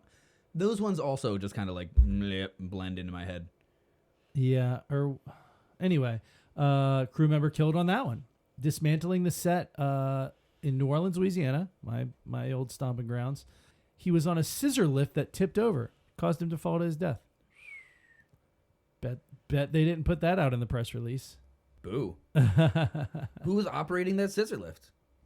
I don't know. You can't put a scissor lift on an incline. I wish I knew the answer. And then there's some other ones in here, like, Kick-Ass 2, Chloe Grace Moritz's stunt double had a head injury. There's I kind of like Kick-Ass too. Lone Operator, which was a Discovery Channel series. Lone Operator. It was not aired, though, because a cameraman, a cast member, the cameraman's name was Darren Rydstrom. And a rabbi walked into a bar. And say, why is this fucking horse here? The cast member's name was Michael Donatelli, and the pilot David Gibbs were killed in a helicopter crash in Acton, California. Gibbs was not authorized by the FAA to fly during the morning hours, and he had his pilot's license suspended twice prior to the accident. Jesus, that's our second helicopter incident. Yeah, we've got more. Not our last. When we get to the 80s, we've got a doozy, baby. what are some other ones here? What was Now You See Me? That was a movie, right? Yeah, fuck that movie. Okay, you know I've got a huge problem Okay. with the Now You Was See that Me. The Magicians or the Yeah, it's the Magicians. bank heist? It's Jesse Eisenberg. Yeah, and, yeah. Isla Fisher was in it. Yeah. This fucking makes me physically angry to think about. Okay, Now You See Me. Obviously, using Now You Don't. well, obviously they're using that Now You See Me, Now You Don't as their sort of give and take for the title because that's a magician's sort of like an abracadabra, right? And then they made a sequel and they called it Now You See Me 2. And nothing about that is okay. Like, to me, that's like a sin. Like, they fucking that's like that. Put that fucking 11th commandment right there. Don't name the sequel to Now You See Me, Now You See Me 2. I'll tell you what's an even bigger sin is that movie almost killed Isla Fisher. Ooh, no. Yeah, I wouldn't have handled that one. She's a treasure. She's a national treasure. She's a treasure. Well, she's an Australian national treasure. Well, I didn't say which nation. Did you ever see the fuck is that movie she did with Jake Gyllenhaal? Like Nocturnal Animals? Amy Nightcrawler? Adams? No, Nocturnal Animals. With Amy Adams. I don't think so. Animals 2016. Just a bunch of pretty redheads. They said, why didn't they call this? No, it's actually a bunch of pretty redheads. Really, really fucking interesting movie. Actually, and I kind of recommend it. It's about essentially a lady who like left a guy after an abortion or something. Irrelevant backstory. But she runs into the guy, or doesn't so much run into him, but like he sends her a manuscript for a book that he's written. Okay. That is obviously like psychologically kind of tied to their relationship. Okay. But it's just the story of like a family that gets picked up by like crazies out in the desert, and the wife and daughter are murdered horribly, and the husband goes on like a quest for revenge. But in the book, the Amy Adams character in the book is played by Isla Fisher, and that movie's just interesting right up until she gets murdered, and then you're fucking all in for the revenge of it. It's like, jeez, how dare you? Yeah, right. Well, so in they were filming water chamber escape scene. Spoilers for Nocturnal Animals. Yeah, right. The 2016 crime thriller starring Jake Gyllenhaal and Amy Adams. They were filming a water chamber escape scene, right? Yeah. Isla Fisher's was wearing shackles, right? Mm-hmm. They got stuck in the grate below, and she was stuck in that chamber for over 2 minutes, almost drowned. Oh shit! Yeah. I don't think I could hold my breath for 2 minutes while simultaneously freaking out because I'm stuck. Fuck no. No, that's a nightmare. Yeah. Yeah. That is literally that's a bad. fucking That's nightmare. irresponsible. That's literally like the plot of the fucking Prestige. Like a water tank thing gone wrong. Hey, you know the show Cops? Yeah, of course. In 2014, during an episode, the fucking Omaha Police Department in Omaha, Nebraska, accidentally shot an audio technician, Bryce Dion, and fucking killed him.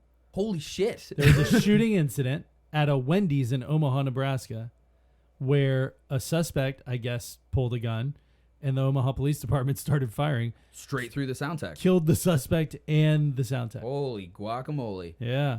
I wonder if they aired that one. I very much doubt it. Hey, quick throwback to water tank mishaps. When I was a kid, my parents took me to see a production put on by the famed magicians Penn and Teller. Okay. Right? And they have pretty risque stage presence, you know, like they're doing bits like they're throwing bunnies into a wood chipper and shit. Like not really, Jesus obviously not, but it's like a play on the rabbit out of a hat thing. It's a rabbit into a wood chipper. It's funny stuff. But there's some graphic violence and some gross out stuff. And then they do a trick where Teller dies in a water tank while Penn fumbles with a card trick. Okay. And it's just slowly, he's just dying in the tank behind him while Penn's like, I don't know, is this the right card? Yeah, it's a pretty funny bit. But I was like 5, and I stand up in the middle of the trick in this giant amphitheater, Pine Knob, now DTE Energy Theater, outside of Detroit, Michigan. And I scream stop, you're killing him, you're killing him. My parents like wrestling me down, like, shut the fuck up, kid. And I'm like, no. Jesus Christ. But like, I remember distinctly Penn Jillette looking out over the crowd and just seeing this look of fucking delight on his face. He's like, we just fucking destroyed that kid. Like, that and kid then is fucked up for life. they did like an intermission, and they actually came out to my family. We hung out with them for a little bit. Pretty cool. That's rad. Yeah, cool. Yeah, I stayed in contact with them until, like, I don't know, I fucking did like a correspondence with Penn like 10 years ago or something. Really? Yeah. That's cool. Yeah, pretty cool. Hey, I'm the kid who yelled, "Stop, you're killing him." Yeah, they remembered me, Your isn't show it? Yeah, it's 20 exactly years what it ago. was. I like, I sent them a little like, hey, and they hit me back. I'm like, yeah, cool. That's funny. Yeah. So the movie Fury with Brad Pitt. Brad Pitt, Shia LaBeouf, Michael Pena. Yeah, with the tanks. Yeah, The tanks one. yeah. Pretty good flick, a little dark. Yeah, it was all right. Yeah, it was like, okay, we're all gonna die. A stuntman in filming that movie stabbed in the shoulder by a bayonet. Goddamn. Right? How many people this century, we're in a new century. How many people in this century can say they've been stabbed by a bayonet? World War II trench knife, like fucking. Yeah, not many. That's what I'm saying. You know how Shia LaBeouf prepared for that movie? I don't. He spent time at a horse slaughterhouse. He's a fucking weirdo, dude. To be fair, there is a big monologue in that movie where he talks about watching horses get killed. So, like, it sort of tracks to see the but horse. when you look at all the other weird Shia Oh, LaBeouf boy, shit, oh, he's boy. a fucking weirdo. Yeah. I can't. I can't with him. Yeah, especially what with the Transformers. Ugh. Well, yeah, and then all the crazy all the crazy behavior post Transformers. But yeah, let's see what else. Oh, hey, It's Always Sunny in Philadelphia. Oh, yeah? Did you know that during the filming of the season's 11th show, Danny DeVito had to have weight added to his body in order for him to sink underwater? After the scene was finished filming, DeVito was unable to resurface on his own and needed to be rescued. Wow. Apparently, he left the scene immediately after being rescued. I'll bet. I get the fuck out of here. That's crazy. God, can you imagine? Well, why would you think that he would be able to? You have to add weight for him to sink. Why would you think, oh, yeah, this tiny old man. There was probably like a ladder or something, but it was like, oh, the ladder's too much. Yeah. God, how would you feel if you killed Danny DeVito for some dumb fucking bit on your show? Yeah, that would have probably sunk that show. It would have sunk the show, and I have a sinking feeling Glenn Howerton would have killed himself. Like, because that's not something you can drink away. You can't just you can't just sit in a corner bar in East Hollywood, just kill Danny DeVito. Like that's a stupid ass fucking bit on It's Always Sunny. Jesus Christ. Yeah, that would have been wild. Another water tank disaster. Goddamn. So let's see. The movie Shooter, 2016. Tom Sizemore ran over a stuntman Sizemore, goddamn. in a Cadillac Escalade. How is this? Is the stuntman okay? Jesus Christ. I don't know. The stunt coordinator told him not to pull out, but he did so regardless. You could have worded that better. You could have worded that better. Wow. The stunt coordinator told him not to pull out, but he did so regardless, not realizing that the stuntman was behind him. Damn. If you put that into a different sort of context, that's some sexy imagery. That actually ties back to the... Don't pull out, Tom Sizemore. That pulls out... And then he pulls out, and then he's like, oh, God, that guy's behind me. That goes to the Tom Sizemore episode on It's Always Sunny in Philadelphia, where he asks... yes, I think Rob McElhenney and Charlie Day to split him open like a coconut. I don't remember him being in that That's show. a good one. Yeah, he's like a truck driver that picks him up. Oh, my God, you're right. Yeah. Boys, split me open like a coconut. I do remember that now. Jesus, gross. There's a lot of other weird ones in here. I like this episode. We're just talking about just fucking bullshit about movies. This is all I want to do anyway. I'm skipping a bunch of stuff. Like there's, one of the guys from fucking what you call it? All the drivey guys. The British Fast guys. and the Furious? The drivey guys? The drivey guys. What the fuck are you that? Top Gear. Oh, those guys. One of the guys from Top Gear fucked himself up real good. Blade Runner 2049. Construction worker killed while dismantling one of the film sets in Budapest. Does that count as a movie mishap? Sure, why not? Because I mean, we're construction guys. You're Yeah, I taking your try to do as little dying as possible. Well, yes, of course, but I mean, if there's a conceit there. Like once there's a construction guy doing a demo, like that's not the movie anymore. That's like he should have done a better. I mean, I'm not like slighting the guy for passing away in an accident. I'm just saying like that falls more in the region of like a construction mishap than a movie mishap. Unless like the set was made of fucking loosely assembled piles of glass or something like. I guess. The Walking Dead, on an episode in 2017, The Walking Dead, which I've recently been, I just decided to go through and rewatch all of those again. I after Carl, I just stopped. I just didn't have any interest anymore. Like, I'm done here. I haven't gotten to know more Carl yet. Oh, he's still around. Don't worry. Oh, okay, good. So I totally stays on that show. No, I know that he's off eventually. I know they kill him off. There was a stuntman who fell more than 20 feet off of a balcony onto a concrete floor, and exploded. He died the following day. Jesus. Yeah. That's the not so Walking Dead. Yeah. I'm good. Can we cut that? Let's cut that fucking joke. No. That's fucking insensitive. Nope. Well, now everyone's gonna know I'm an asshole. 2018, Deadpool 2, another movie everybody knows. Everybody knows Deadpool 2. The stunt woman, Zazie Beetz, who plays Domino. Yeah, one of the most attractive women on the planet. She's a very, very, very pretty girl. Her stunt woman was killed filming that after losing control of a motorcycle, like doing a turn, and she lost control of the motorcycle and crashed through a glass window. God damn. Fucking died, yeah.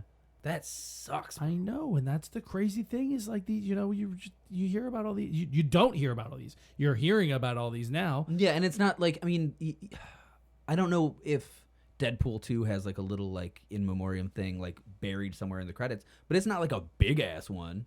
I mean, it's not like in memoriam movie dedicated to. Right. Right. I watched a movie just the other night. It was Abigail. It's like a vampire movie. Mm-hmm. Pretty simple, fucking set pieces. You're just a bunch of people stuck in a house with a little girl vampire, and she's eating them.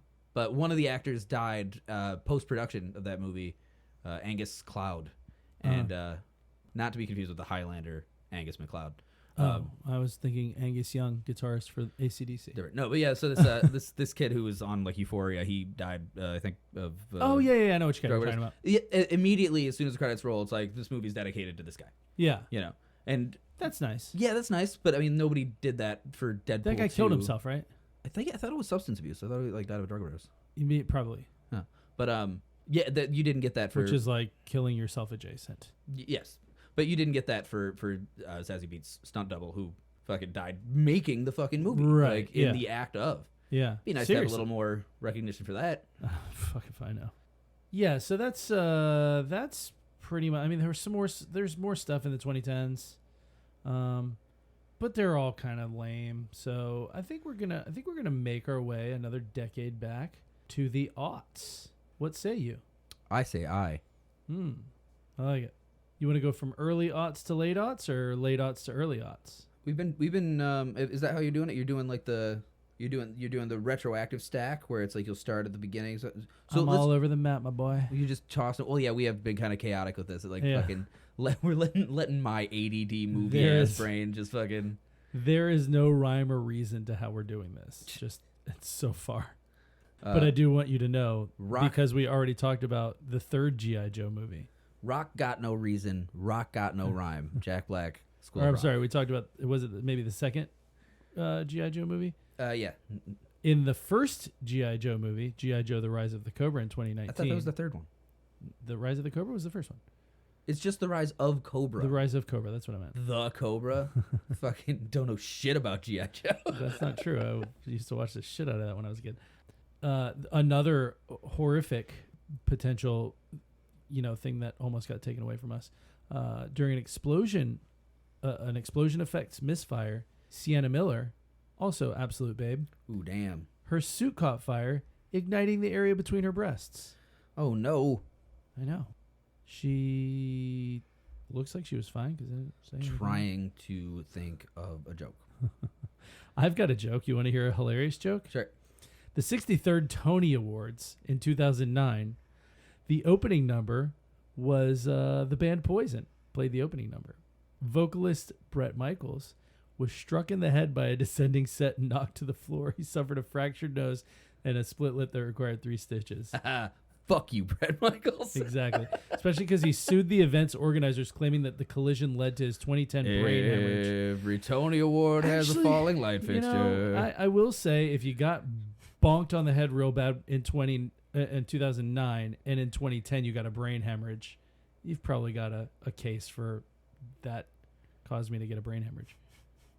Just like every brain's got a hemorrhage. Oh, Jesus Christ. Just like every Bret Michaels needs several stitches. You want to hear some real shit about needing several stitches? Nitro Circus movie, 2020 or 2009. Oh yeah, well this is let me guess. Yeah, right. Nitro Circus movie. A lot of things happen, but this one hits close to home. Johnny Knoxville attempting to do a backflip on a Moto X bike. Halfway into the rotation, he bailed and hit the ground hard. The bike landed on top of him, and the handlebars hit his crotch, tearing his urethra. As a result, he had to flush his bladder periodically by means of a catheter. And the process, doing that process, I guess, prevented scar tissue from forming on his urethra, which doesn't sound like it would be very pleasant. He had to ream out his dick hole. That's how catheters work. Ugh. He tore his urethra. He had to shove a fucking screwdriver in there. I don't like That's it. flush his bladder. Like, yeah, with like antiseptic for all the fucking like the dick reaming he's doing. No. Jesus. I don't like any of that. That sounds so... You know, it's like Hank Hill had a narrow urethra. Johnny Knoxville's got a huge wide one. He pees fast. A wide bore Do out. you think that he pees real fast because it's all at once, or it's just like, like a hole in a bucket? I don't like thinking about this. This is fucking weird me out. A hole in a bucket. Jesus Christ. Mariska Hargitay suffered a collapsed lung in an action sequence on Law and Order SVU. Goddamn. Yeah. She had to have multiple surgeries to correct that. That was filming in 2008. The movie Jumper with Christian Haydenson. Yeah, I know this one. Was what's his name in that? No. Is that the one that's got the Dakota Fanning? No. I'm thinking. No, I don't think so. There was like a fucking series of like teen novel / comic book like movies that popped up at the same time. Did I say Christian Haydenson or did I say Hayden Christensen? You said Christian Haydenson. Did I? But it registered in my head as Hayden Christensen. It registered coming out of my mouth as Hayden Christensen. I think it's ironic that I wonder how many people listening to this spent the fucking like minute between me saying it and me realizing, just face palming like, what the fuck did he just say? I think it's I had 3 hours of sleep last night. Real fucking stupid joke incoming. I think it's funny that Hayden Christensen played a good jumper in the movie Jumper, but then he played a very bad jumper in the movie Star Wars Revenge of the Sith. Jesus Christ, I saw it coming from a mile away. Mile away. You know, you got all that fucking force and you can't land that flip. Stupid asshole. He also did the movie Little Italy. Hayden Christensen was a comedic romance from the 2010’s, I believe. And the big catchphrase from that one was he's a pizza maker, right? In Little Italy. Okay. And his big catchphrase was you underestimate my flour. I'm shaking my head. I know you guys can't see me. I'm literally shaking my head in disappointment. That's so bad, dude. That's so bad. I fucking hate it. I like doing bad jokes like this so much that we have talked about in the future doing historical retrospective on like dinosaur stuff and like the discovery of dinosaur fossils. Yeah, that's gonna be a fun one. I have a joke so bad that I've been thinking about it since you mentioned that episode like 3 weeks ago. Easily 3 I'm weeks ago. going to keep it in my fucking head until we Locked do the and episode. loaded, huh? I'm ready. Jesus Christ. Okay, so in the year 2000, the gentleman Thomas Hanks made a movie called Castaway. Old Tommy. You remember that Tommy H. Yeah. Yeah. So while he was filming that movie, he cut his leg apparently on something. Doesn't say what. 2 weeks later, the swelling. In the movie, it's obviously coral. The swelling on his leg persisted 2 weeks later, and Tom Hanks ended up having to go to a hospital for 3 weeks to treat a staph infection that could have killed him from blood poisoning. So fucking likely story. That's not how he got that staph infection. He was fucking that volleyball. I know it. It was just from the staph. Deleted scenes. Release the deleted scenes. God damn it. I mean, I always sort of true story. I have always thought that was implied in Castaway. Yeah, of course, because it's the only other human interaction he has. They don't show anything sexual or outwardly, and it's obviously like he's got this like bond in general, but like that sort of interaction leads to a series of feelings that would eventually lead to him fucking volleyball. Well said. Do you think that movie would have been Castaway? I mean, do you think it would have been improved, or it would have been lessened by two, like short, maybe 40-second sequences dispersed about the movie of Tom Hanks furiously masturbating? That's actually a question you could ask about most movies. Do you think Jumper, starring Hayden Christensen, or Jumper 2, starring Christian Haydenson?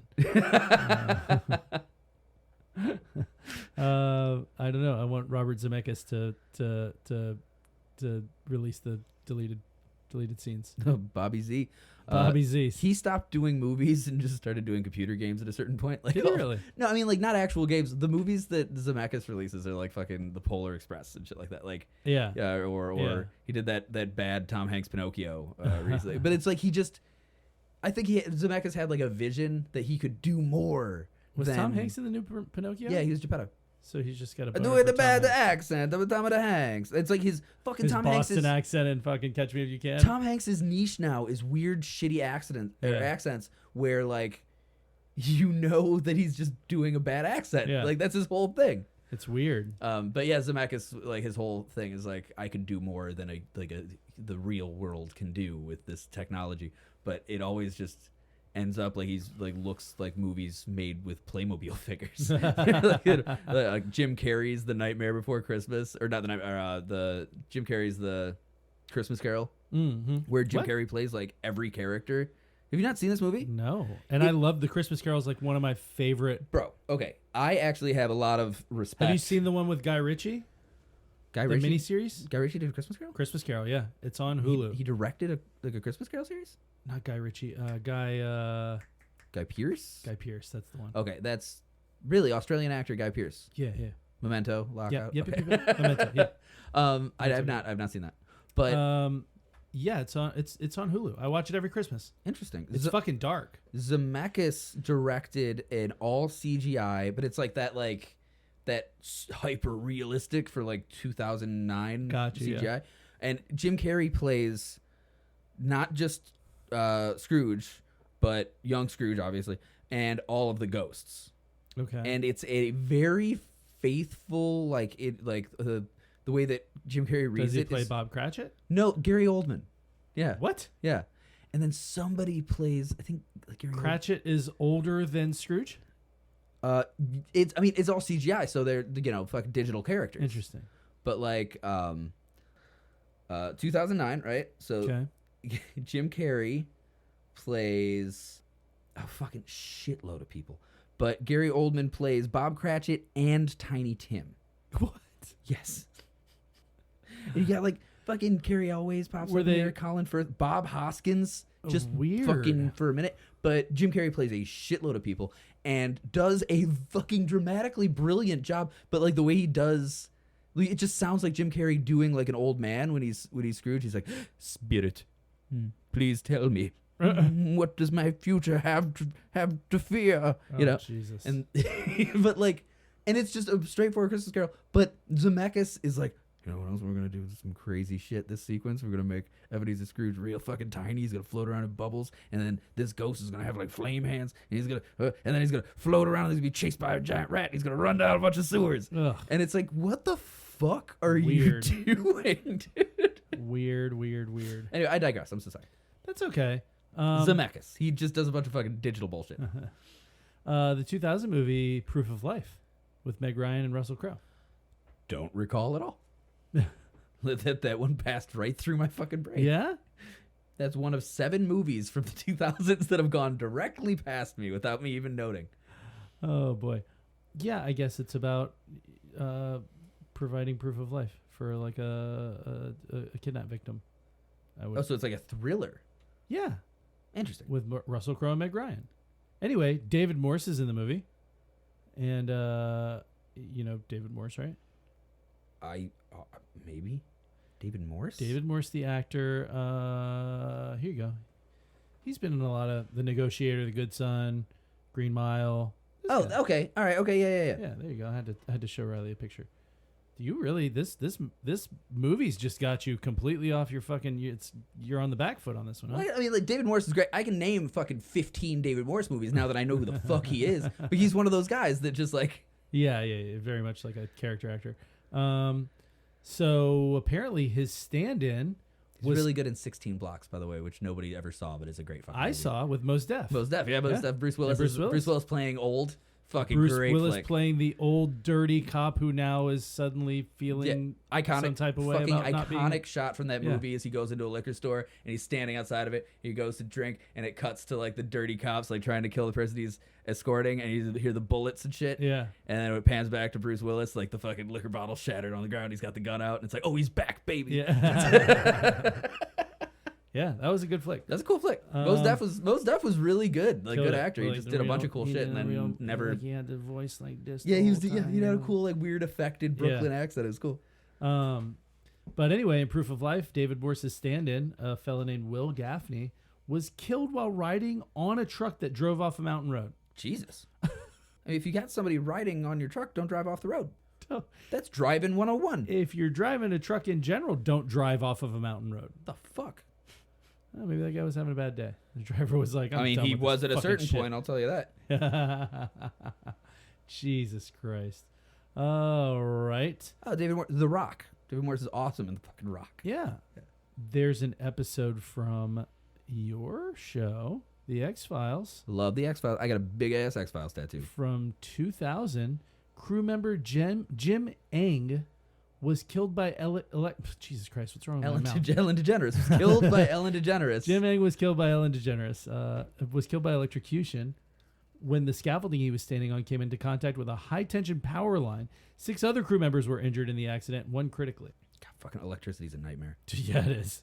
I'm speaking as somebody who, if anyone that works for my company is listening, very safely and appropriately work with electricity every day. I have to do repairs around a lot of like electrical boxes, like fucking main panels for houses and stuff. And like I always have to take the cover off to like do repairs around them. Like immediately I look at it like, well, this is a big old box of death right here, huh? Try not to trip into this fucking thing. Yeah, really. Hey, remember the 2001 movie Exit Wounds? Fuck yeah, I do. Steven Seagal, DMX, yeah. Steven Seagal's a massive piece of shit. He managed to be in 4 excellent fucking movies. Just, God. So while they were filming in Ontario, a van was being towed along a street upside down as part of a chase scene. Stuntman Chris Lehman and another man were supposed to roll safely out, but Chris struck his head, dying 6 days later. Damn. Yeah. That sucks, man. That one's on you, Seagal. Fucking idiot. Steve Seagal fucking blows, but if I can say anything about his career, I will say Under Siege 2, Marked for Death, Hard to Kill, and Exit Wounds are fucking awesome. That's it, though. Everything else is a fat sack of shit, and he honestly should be executed. Well, save some of that because we're about to do another Michael Bay movie. Okay. I mean, I can get down with Michael Bay. Okay, like he did Armageddon. This one's not as bad. Pearl Harbor. We're gonna talk about Pearl Harbor. Okay. See, like there's some. That one's not. There's super a over the Michael top. Bay arc that I find amazing because he fucking starts with Armageddon. I mean, that's not true. His filmography is interesting. There's like one more thing before Armageddon, but he like ramps up the Armageddon. Armageddon's one of the coolest flicks ever as like this slice of Americana thing. Yeah. You know, you have fucking oil workers saving the planet from a meteor. I know, it's right? fucking crazy, and it's flag astronauts waving rah shit, and it's like big budget disaster movie, Yeah. and it's got everything you want in a movie. It's so good. You know what it's got too much of that ruins the movie for me? Ben Affleck. Aerosmith. Oh no, that's the worst. That's the I honestly Too much Aerosmith, man. And that song itself is I don't want to close fucking my so bad. eyes. It's a testament to how good the fucking movie is. I That don't want to fall as- asleep because I miss you, dude, babe. as like a 10-year-old, I would cringe every time I heard that song. Like physically, like yeah, ugh. it's so bad. Like remembering how awkward I was when I was a teenager. I'd cringe. I'd like but like Gross. every time I heard that song, I would cringe. I would still watch Armageddon like once a month I for years. sincerely despise Aerosmith. But yeah, so Pearl Harbor, nobody died in this one, but fucking kind of crazy. Stunt plane dressed up like a Japanese fighter crashed during a flight over the movie set. Damn. The pilot survived the crash without serious injury. But I mean, that's Pearl Harbor is like a crazy, dude. That's a crazy thing to know because I mean, I feel like most people know that movie, Pearl Harbor with Right. Ben Affleck. You know, it's like a pretty popular movie. For I its mean, time. maybe not as much now, but like Pearl Harbor is where Michael Bay starts to lose a little bit because think of this run. Think of this fucking run of movies, okay? Bad Boys in 1995. Gotcha. Right? Kind of like legitimately the first big budget studio action buddy movie with two black actors. Black action, black action that buddy cop movie. Fucking crushes. And it was a good buddy cop Dude, movie. and it's a great movie, Right. and it's well directed, Yeah. and it's fun. It's It was proof funny. of concept. Brings was 2 funny. stars right to the Two forefront. of the funniest comedians at the time. Fucking amazing. Yeah. He follows that in 98 with Armageddon. Okay. A fucking unbelievable smash hit. Take the Aerosmith out, and I'm there for it. Directly after that, he does The Rock. Okay. Right? With Sean Connery and Nick Cage, also a huge smash hit, and It a was pretty big fucking movie. cool flick. Okay. And And no Aerosmith then- this time. And He- then after he learned his lesson, he left the Aerosmith out on that one. after this knockout triple play of movies, it's just like ridiculous. Like you're set for life. You could probably just never make another fucking movie, and people would be like, "That's one of the best directors ever." Probably. Then he did Pearl Harbor, and it's like it's not just the scope of it that was like, dude, why do you think your dick's this big? It's also Pearl Harbor. Yeah, that's some pretty. that's some pretty raw subject material. But I mean, the special effects in that movie were wild. I mean, No, yeah, for sure. I mean, and like because- huge budget and like there's a vision attached to it for sure. Yeah, and I think because that was such a wild subject to do, sort of such a big budget movie around. I mean, fucking ridiculous. It was crazy. Ridiculous, because Pearl Harbor is a venerated day where Right. we think of like those we lost. It's also fucking Right. demarks the American involvement Yep. into the war of all 100%, wars. yeah. Like fucking a crazy thing to be like, you know what? Let's make a sexy like an action romance movie.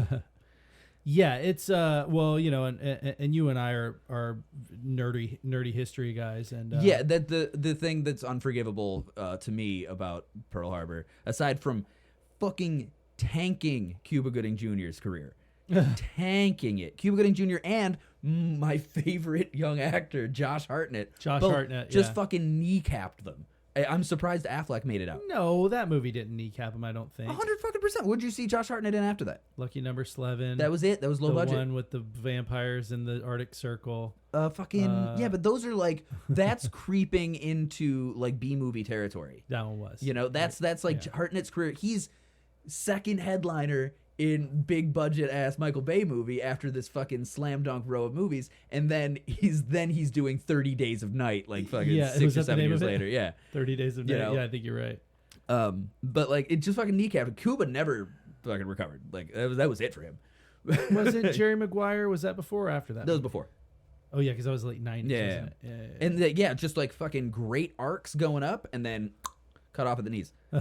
But then also, as big history buffs, they managed to completely miss the most fascinating parts of the entire interaction, the military interaction at Pearl Harbor. So hang on, because after Pearl Harbor, Hartnett did Black Hawk Down. Yeah, was kind a of big put it. I would say he was still carrying his previous momentum and was already engaged in that movie. Because what year did that come out? Also in 01. Oh, one. So that's dual. You know, he fucking made one right after the other. But That was your face off fucking. But what did he do before that? Con The Air. Faculty, which was kind of a shit movie. The Faculty's fun though, and that was his guarantor that was like getting him up into legitimate stardom. Then Black Hawk Down was like his also like fuck yeah, and Pearl Harbor was supposed to be his fucking big carry him forward into a massive career of like top of the tops. I think what fucked him up was the next year he did the romantic comedy 40 Days and 40 Nights. That's fair, but Where he I doesn't would have say sex for 40 days and 40 I would nights. say that was a poorly chosen role in general, but that was his attempt with Shannon Soseman, who I love. But like that was his attempt to pull back. He's like, whoa, okay, maybe that was a little too much, too fast. You know, let's pull it back. But he did Wicker Park in 04, which was a No one decent gives a film. fuck about Wicker Park. What are you talking about? He Wicker did Park? Sin City. That's true, but that was Sin City was a big one. That's not really fair because he was an end cap to that movie. That's true. You know, Robert Rodriguez had him come in for a screen test, and that's what the opening of the movie is. And that, or I think it's the last part of the movie. Yeah. It came in first. The screen test for that was Josh Hartnett's bit with Jamie Presley, I think. Yes, I think so. And then he just shows up for a few minutes to do an end cap. Like then he did Lucky Number 11, and then it was a bunch of like. And that's heading into movies, B-movie territory. No matter how good yeah. Lucky Number 11 is, that's like It is a great movie. Unbelievable. But he was also just in Oppenheimer. Yeah, well, he's coming back. Right. He's in Black Mirror now. Oppenheimer. He's got that Shyamalan that's coming out this week. Yeah, he's got stuff coming out. Now he's coming back. But he was gone for like 20 years, dude. He was gone for a while. Anyway, that was Hartnett rant. Yeah. He's Hartnett to kill. To bring it back to. He's a fucking smoke show. But they I'd fucking smash. Pearl Harbor totally just fucking sucked. It's like bag of dicks. Pearl Harbor was a good movie. No, Yeah, it wasn't. Sure No, was. it's not. It's the beginning of Michael Bay's manic fucking. And this is happening over here. And this is going over here. Here's another one that I don't think anybody knows. In the 2002 movie Mr. Deeds with Adam Sandler, there's the scene where Winona Ryder rides her bike down the set of stairs. Yeah.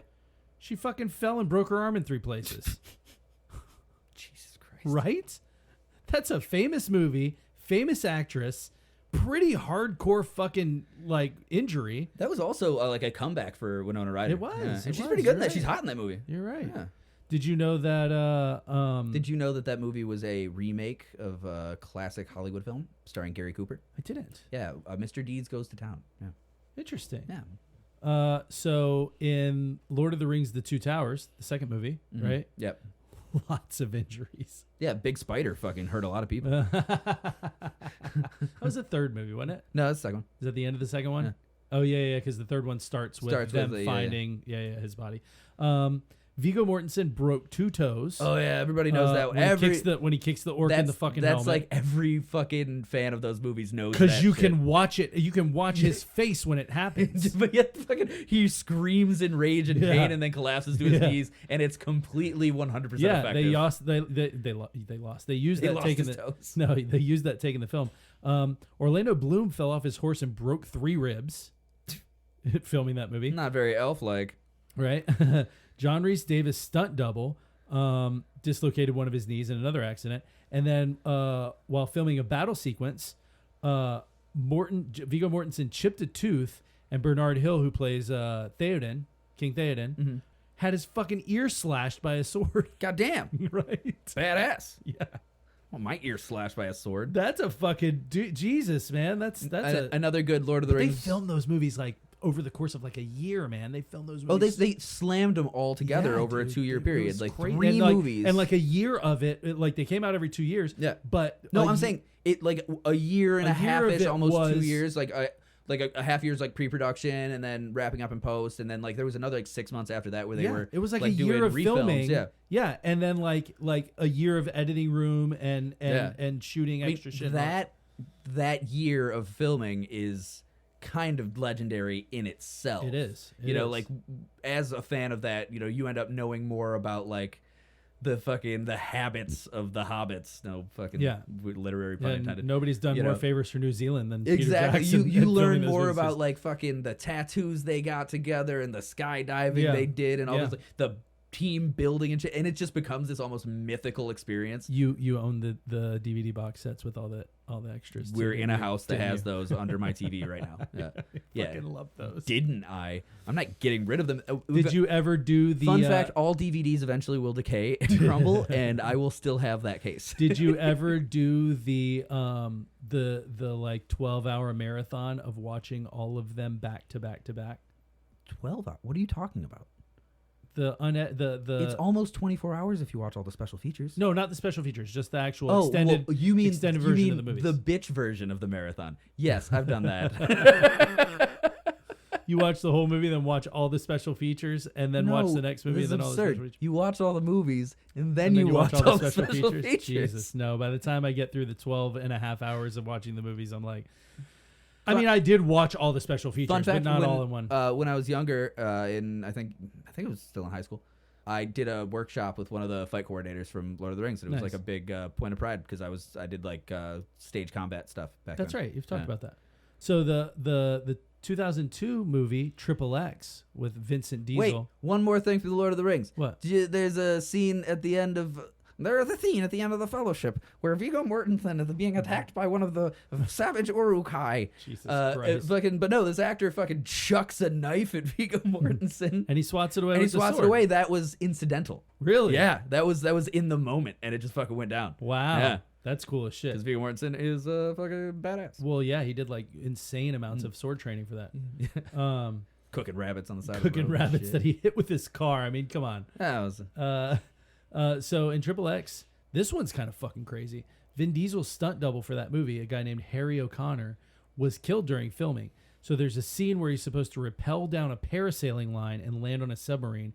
Instead, he hit a fucking bridge at high speed. I know that exact scene. Died. I saw Triple X was one of my teenage stoner movies on rotation. Yeah? And like, yeah, I know that exact scene. Holy shit, he just fucking bam right into that. He went down, he rappelled down the fucking parasailing line and hit a fucking bridge at who knows how fast. And instantly dead. Such fucking Wile E. Coyote shit. Jesus Christ. Not to discount the tragedy, but Yeah. that's definitely a kersplat if I've ever fucking heard one. Yeah. Yeah. Yeah. Jesus Christ. We didn't do the disclaimer on this episode yet. Guys, we're not trying to disparage anybody whatsoever. This is ostensibly a history podcast done by comedians. Yes. You know, the joke is that it's a comedy podcast with some history thrown in. Yeah. But we're trying to be informative and The discuss. Scooby-Doo metaphor. Yeah, moved. What was the one I told you yesterday? Where the big plate of pasta at the restaurant, Right? and you're like, "Ooh, this looks delicious," and then boom, your fucking server comes to the table. Would you like some fresh graded history on that? Just Yes, tell me, I would. Tell me when. Tell me when. I'm never gonna say when. I like you just keep grading. I like the you got some history in my comedy podcast.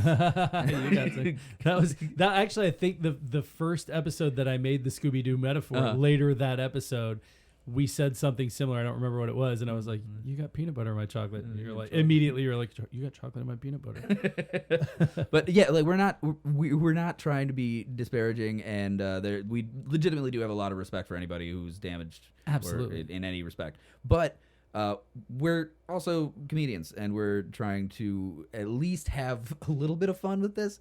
And if it's a little offensive, I apologize. But yeah, we're not trying to be offensive at all. So don't take it that way. There was some fucking shitty ass movie in 04, or I think it was being filmed in 04. It came out in 05. It's called Crossbones, and when we laughed about this a bunch when we recorded this episode the first time. It's some quote unquote horror film about the curse of a deadly pirate being unleashed upon reality television contestants. And you'll remember this whenever I tell you what happened. So they were... Did you mean to say the deadly curse of a pirate instead of the curse of a deadly pirate? Because thinking deadly pirate's like, a pirate. The Curse of a Deadly Pirate is what That's the official. that's what the line of the movie description is. So the pirate was deadly. The curse, not so much. It's like you stub your toe every time you fucking walk out of your house. Gotcha again. But yeah, so the cinematographer was killed. They were filming in Dry Tortugas off of the Keys. Someplace I've always wanted to visit. Yeah, actually. down off the Florida Keys. You know you can camp at Dry Tortugas. I know they've got a Civil War fort on there. You have to Fort Lincoln, Yep, I believe. yeah, Yeah, and I really, and I know it's not hard because we live on the East Coast of Florida, so like it wouldn't be hard to get there. No, not at all. You get out there, and I know then people have done it. So you go me down too. there. I got a couple of friends who've been out there. You got to go down there. You get on a ferry. It takes you out to Dry Tortugas, and then they leave you there. You bring like all your camping shit, and only X amount of people can camp. You per do an night. overnight, and then a killer stalks the woods, and it's one me, by baby. one it It's eliminates. me. You know. So I know this story. Yeah. And one by one, you're eliminated by the Civil War ghost of a pirate or whatever. Jason Voorhees grabs you by the fucking by your Jason Voorhees in like Bermuda shorts. Jason and a fedora. Jason takes Florida. Yeah, he's got a button-up Hawaiian shirt and khaki shorts and a fedora. It's that same like. Yeah. Except it's got like a. Yeah. There's a ukulele too. Yeah, he just grabs you by your sleeping bag and slams you into the ground repeatedly until you're dead. Instead of a hockey mask, it's just like a bunch of sunscreen. Zinc. So anyway, they were in a little Cessna plane going to film in Dry Tortugas, and the plane crashed and killed the cinematographer. And I think he's the only one who died. The director, pilot, and 2 other crew members were able to escape. But Neil Fredericks, the cinematographer, couldn't free himself from his harness and drowned. That sucks. Yeah. But nobody's ever seen that movie, so who cares? Crossbones? Did it come out? Yeah, it came out in 2005. Look up where to watch. I might watch this shit tonight, actually. Look what the Rotten Tomatoes is, because I bet it's bad. Crossbones also the name of a Marvel villain, one of Captain America's big bad guys. Yeah, I remember that guy. You want to look that up, or you want to do another one while you look that up? Because this one's good. 2005 movie rating 2 out of 10 stars. Oh my god. Yeah, it does not look great. No, it looks corny as fuck. Starring Joseph Marino and Mayra Soto. Cool. I definitely know who they are. So this one's a good one, and I have some background on this one, right? So we're gonna do 2004's The Passion of the Christ, right? Because there was some wild shit on this, but I have a little backstory on The Passion of the Christ, right? Okay. Yeah, I was raised super Catholic, Brazilian mom, Irish Catholic father. We were raised going to church every Sunday, Catholic school, the whole thing. Me and my sister. Not that any of that carried over into adulthood. I'm very much the opposite of all that now. You're Jewish. But no, just not non-religious.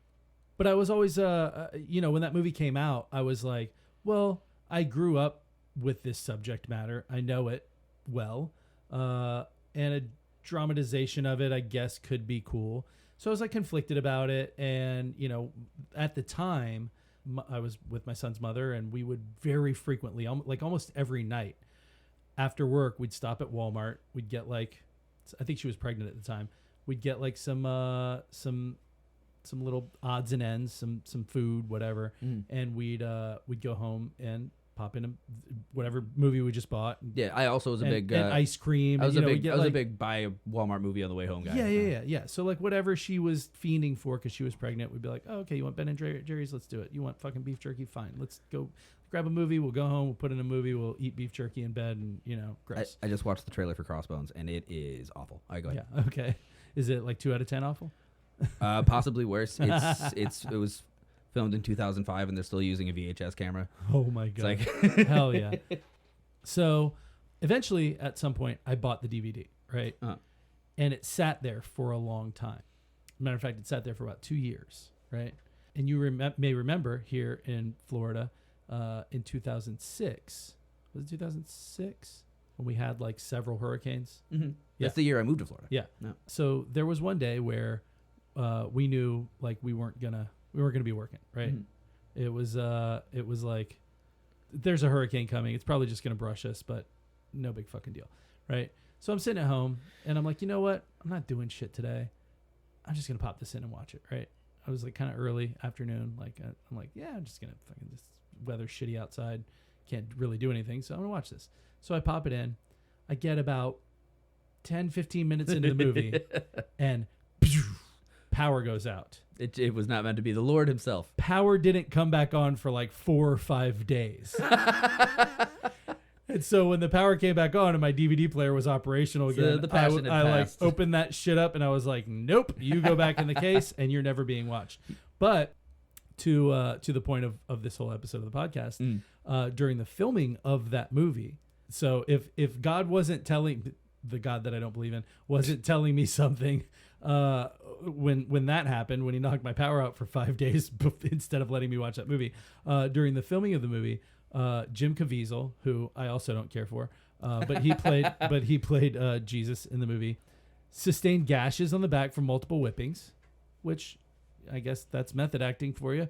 I mean, he had a shield. I know this one. He had a shield vest thing. Yeah. But the thing with with lashes is they wrap, baby. Yeah. So, Yeah. They hit all around. So he had gashes on his back from that.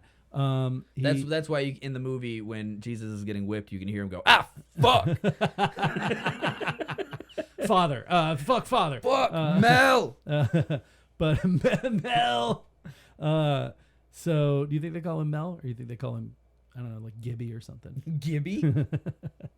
I think they call him Mel. I think that's like he's probably. He's a fucking nut job, but he strikes me as very like, hey, call me Mel. But he's not even the best Mel director out there. No, Mel Brooks, obviously. Of course. Everyone knows that. I didn't. Did you even have to say Brooks? It was there. Do you think Mel Gibson's name is Melvin? I don't know. That's probably Because Mel Brooks is a Melvin. Yeah. Yeah. What else would he be? Melanie? No, it's Melvin. It's like Brookenstuffs or something. Like it's he's got a German name. But yeah, that explains a lot. I think Mel Gibson's the fucking. He might be a Melvin. He might be a Melvin. Melvin Gibson. So listen. So gashes from multiple whippings, hypothermia, probably from filming in cold ass weather, wearing nothing but a loincloth. Yeah, stigmata. A separated shoulder from carrying a giant cross. Right. If those weren't bad enough,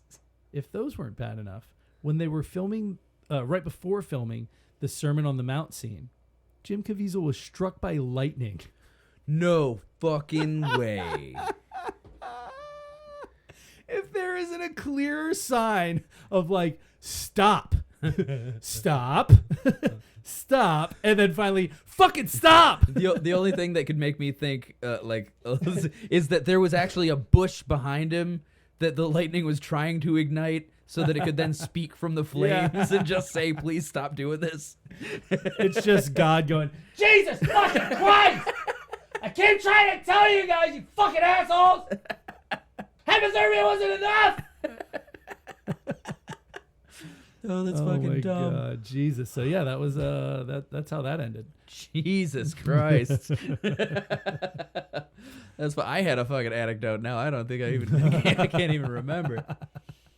Okay. You want to know something kind of comedic and sort of just that's always, yeah, you know me. That's That's funny. Coincidentally funny. Okay, I remember what I was gonna say. You go ahead. In the movie Troy, starring Brad Pitt as the cool flick as Achilles. That's a real good swords and sandals. I like that one. Yeah. Brad Pitt tore his Achilles tendon. Hey, isn't it ironic? Right. I was gonna say, so like I've got a concept to do another podcast, but like a lighter one that I don't care about as much as this one, obviously. But I want to do one called Bad Movie Please Fix, where people would bring Is that the one you still haven't invited me to be your co-host on yet? I haven't even done one. And you can't be the co-host. I'm the co-host here. I know, we switch places. We can't have two podcasts. Why can't we? Lots of people have two podcasts. We can't just us have two podcasts. It doesn't make sense. Why not? Because then we listen to a podcast that's two guys that have three separate podcasts. It's a fucking just like the two of them. Siskel and Ebert also had like a show where they reviewed Ebert and Siskel. It's like where they had a show where they reviewed food. Yeah, and everybody would be like, "Fuck yeah, dude!" Ridiculous. You'll be a guest. All right, but Bad Movie Please Fix will be about bring me a movie that sucks, and we will dissect it and figure out exactly how we could make this into a good movie. And I just realized what would make Passion of the Christ a good movie is if you Tarantino it, you do it in Inglourious Bastards, and at the end, Jesus turns the tables and wins and survives. And just starts crucifying Roman soldiers. Keep the whole movie exactly the same other than that. Then right at the end, laser visions. The beasts of the sky are fucking raining down on the Roman legions and pecking out eyeballs. That wasn't the only one on Troy. There was there was also a guy, bodybuilding extra named George Camilleri, who broke his leg filming an action sequence, right? Camilleri.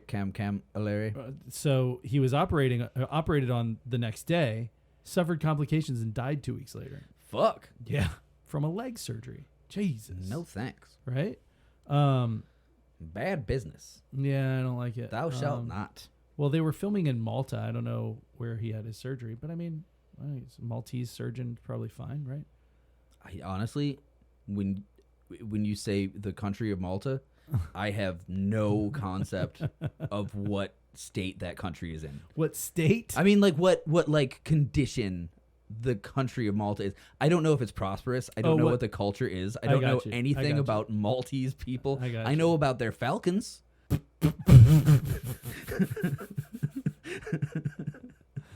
The Maltese falcon. Jesus Christ. It's the stuff that dreams are made of. Huh?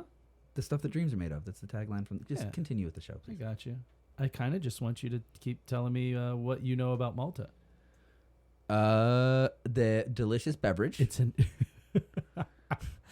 island. It's an island in the Mediterranean. Cool. Then I assume it's got some Greeky stuff. Yeah, it's near Greece. Cool. It's right there. Probably got water around. That's normally that's normally one of the features of islands. Maybe some sand, yeah. Trees. Mm-hmm. Yep, all that. Trees and sand. Yeah.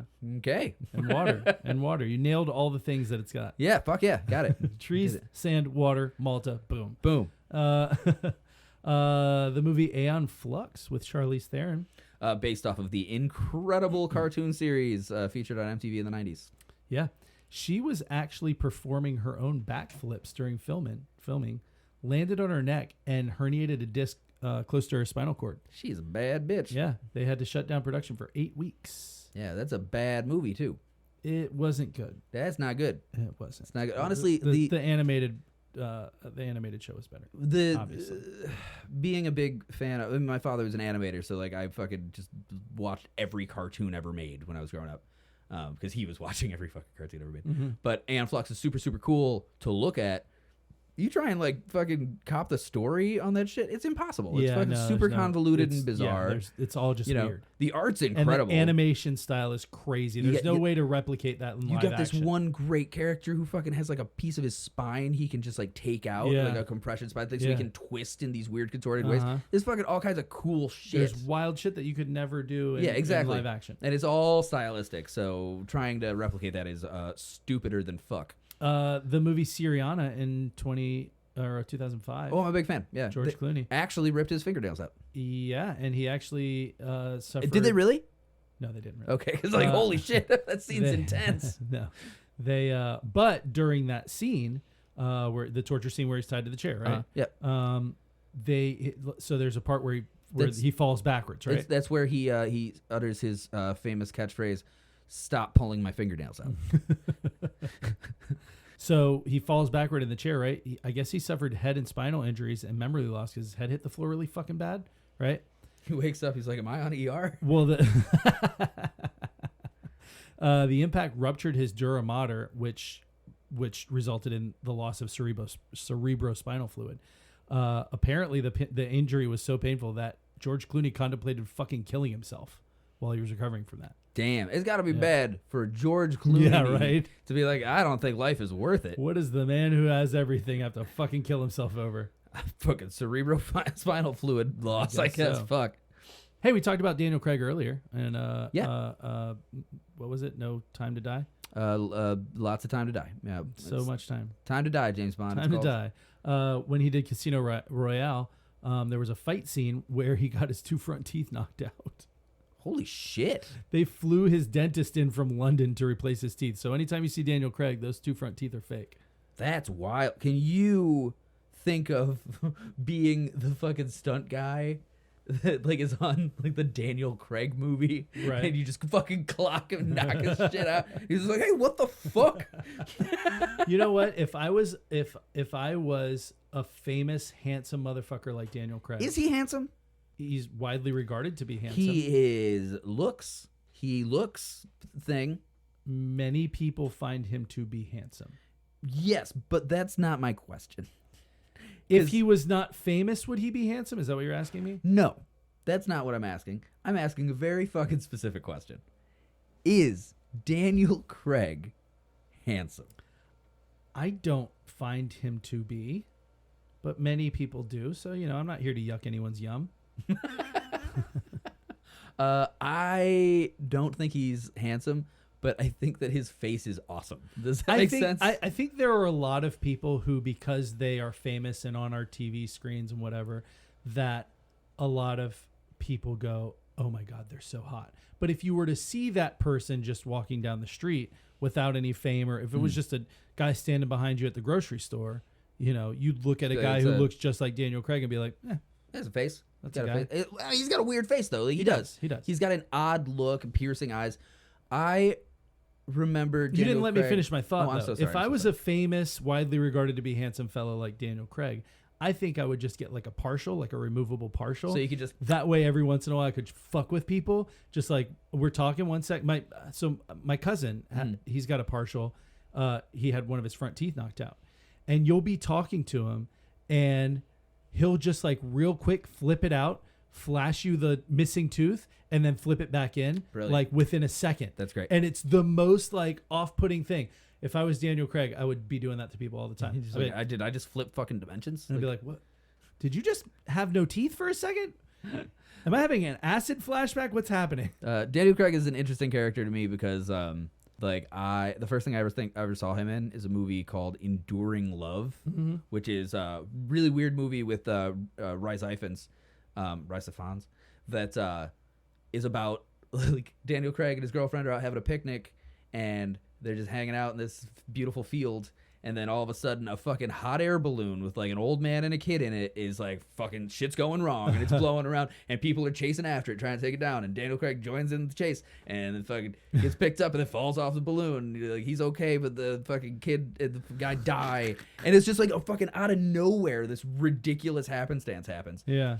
And then the rest of the movie is this other guy who also was involved in that, just like watched it happen, has like emotional damage and becomes obsessed with Daniel Craig and like starts stalking him, and like it gets like weirdly like romantic and evil.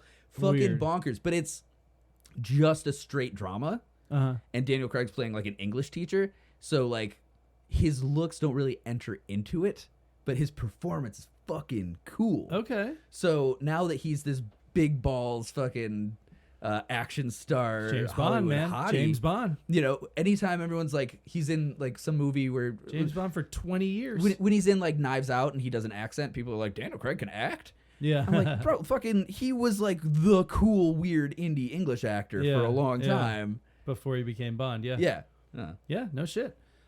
Here's another one by one of your favorite directors.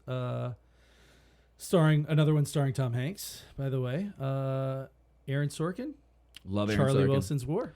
Wouldn't say he's one of my favorite directors, definitely one of my favorite writers. Okay. But Charlie Wilson's War fucking rules. So a special effects assistant was critically injured when a prop missile exploded. Oh, yeah. That's not how that's supposed to happen. That's crazy. Prop missiles are supposed to be props. Right? Why are those explodable? They're like, no. So like the prop was that it was a missile. So the missile part's a prop. But like the warhead part was real. Jesus Christ. That's fucked up. Charlie Wilson's War is a great movie, though. We got a couple more here. I think just 2 more. I don't think they should have made this movie, but they did. Live Free or Die Hard.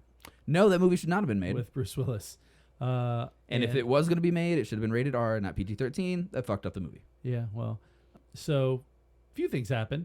Bruce Willis was injured during a fight scene when he was kicked above his right eye by Maggie Q's stunt double, who was wearing stilettos. He was hospitalized and received 7 stitches that ran through his right eyebrow and down to the corner of his eye.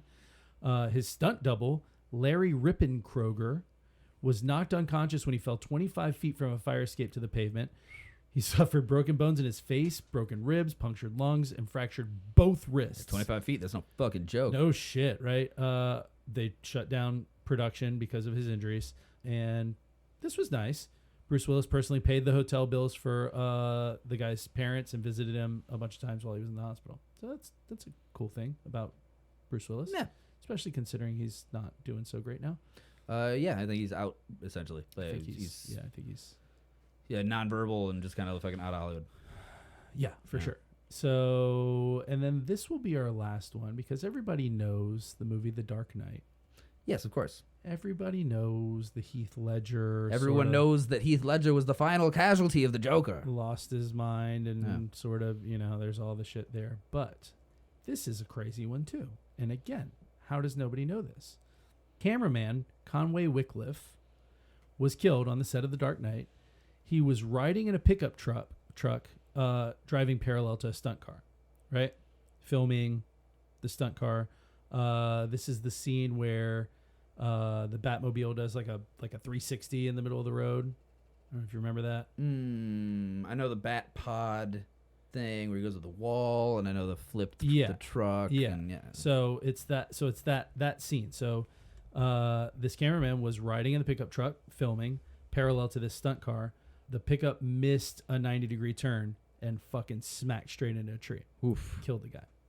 Wow. So you figure, like, in a movie that was like famous for losing one of its lead actors, like, or not, if not like losing him, like they filmed the fucking movie, then he died. Right. But like in a movie famous for the loss of somebody, that maybe another casualty on that set would be a little more. That it sure seems that role had an impact on him that depression and drug abuse, it just exacerbated already existing things. I love the romance of that idea. I mean, like the quote unquote, like the romantic idea of like the role so intense that like, but that's a very romanticized version. It's a very romanticized version. And the reality of it's sad. The reality of it is he was probably a real sad, hardworking, lonely guy. Yeah. And being an actor is psychologically difficult. That's I would imagine so, yeah. There's one of the reasons that it pays so goddamn well. Doing this fucking podcast is psychologically difficult. Yeah, exactly. Yeah. Well, like especially when I'm on 3 hours, I'm fucking sleep. Not to say that I'm like I obviously haven't done like massive productions or anything, but I used to do a lot of theater and shit when I was a kid, and there would just be like kids that I would do plays with. Yeah.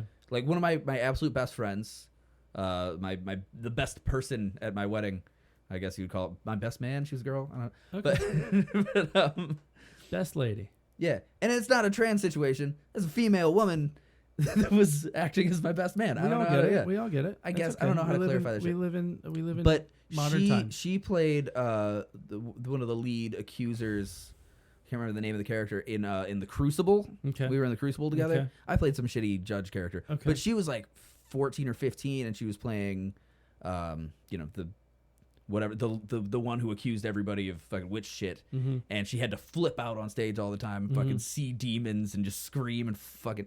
But like she'd be backstage like having panic attacks, preparing to get on stage on purpose. Like she'd be like hyperventilating, fucking putting herself in this like crazy convoluted. So like acting is a weird fucking game, man. It can really get you. Absolutely, especially when you have to do really wild roles like that. You know what I mean? Yeah, and I think like Heath Ledger, like anybody can be like a Vin Diesel sort of like, I'm just gonna be a quiet sort of badass guy who talks like this. Yeah, that's you know not what I mean? That's very not, difficult stuff. That's not that doesn't require I could even heavy say like lifting on. There are character actors like Gary Oldman who like when he was younger you could see him do a lot of like really going for it in a lot of roles that could be really damaging. Incredible. And then as he gets older, he does not push himself that far anymore. Like fuck that. Yeah. But as far as Heath Ledger goes, I would say that a way more damaging psychological movie than his role in The Dark Knight, even though his Joker is very creepy.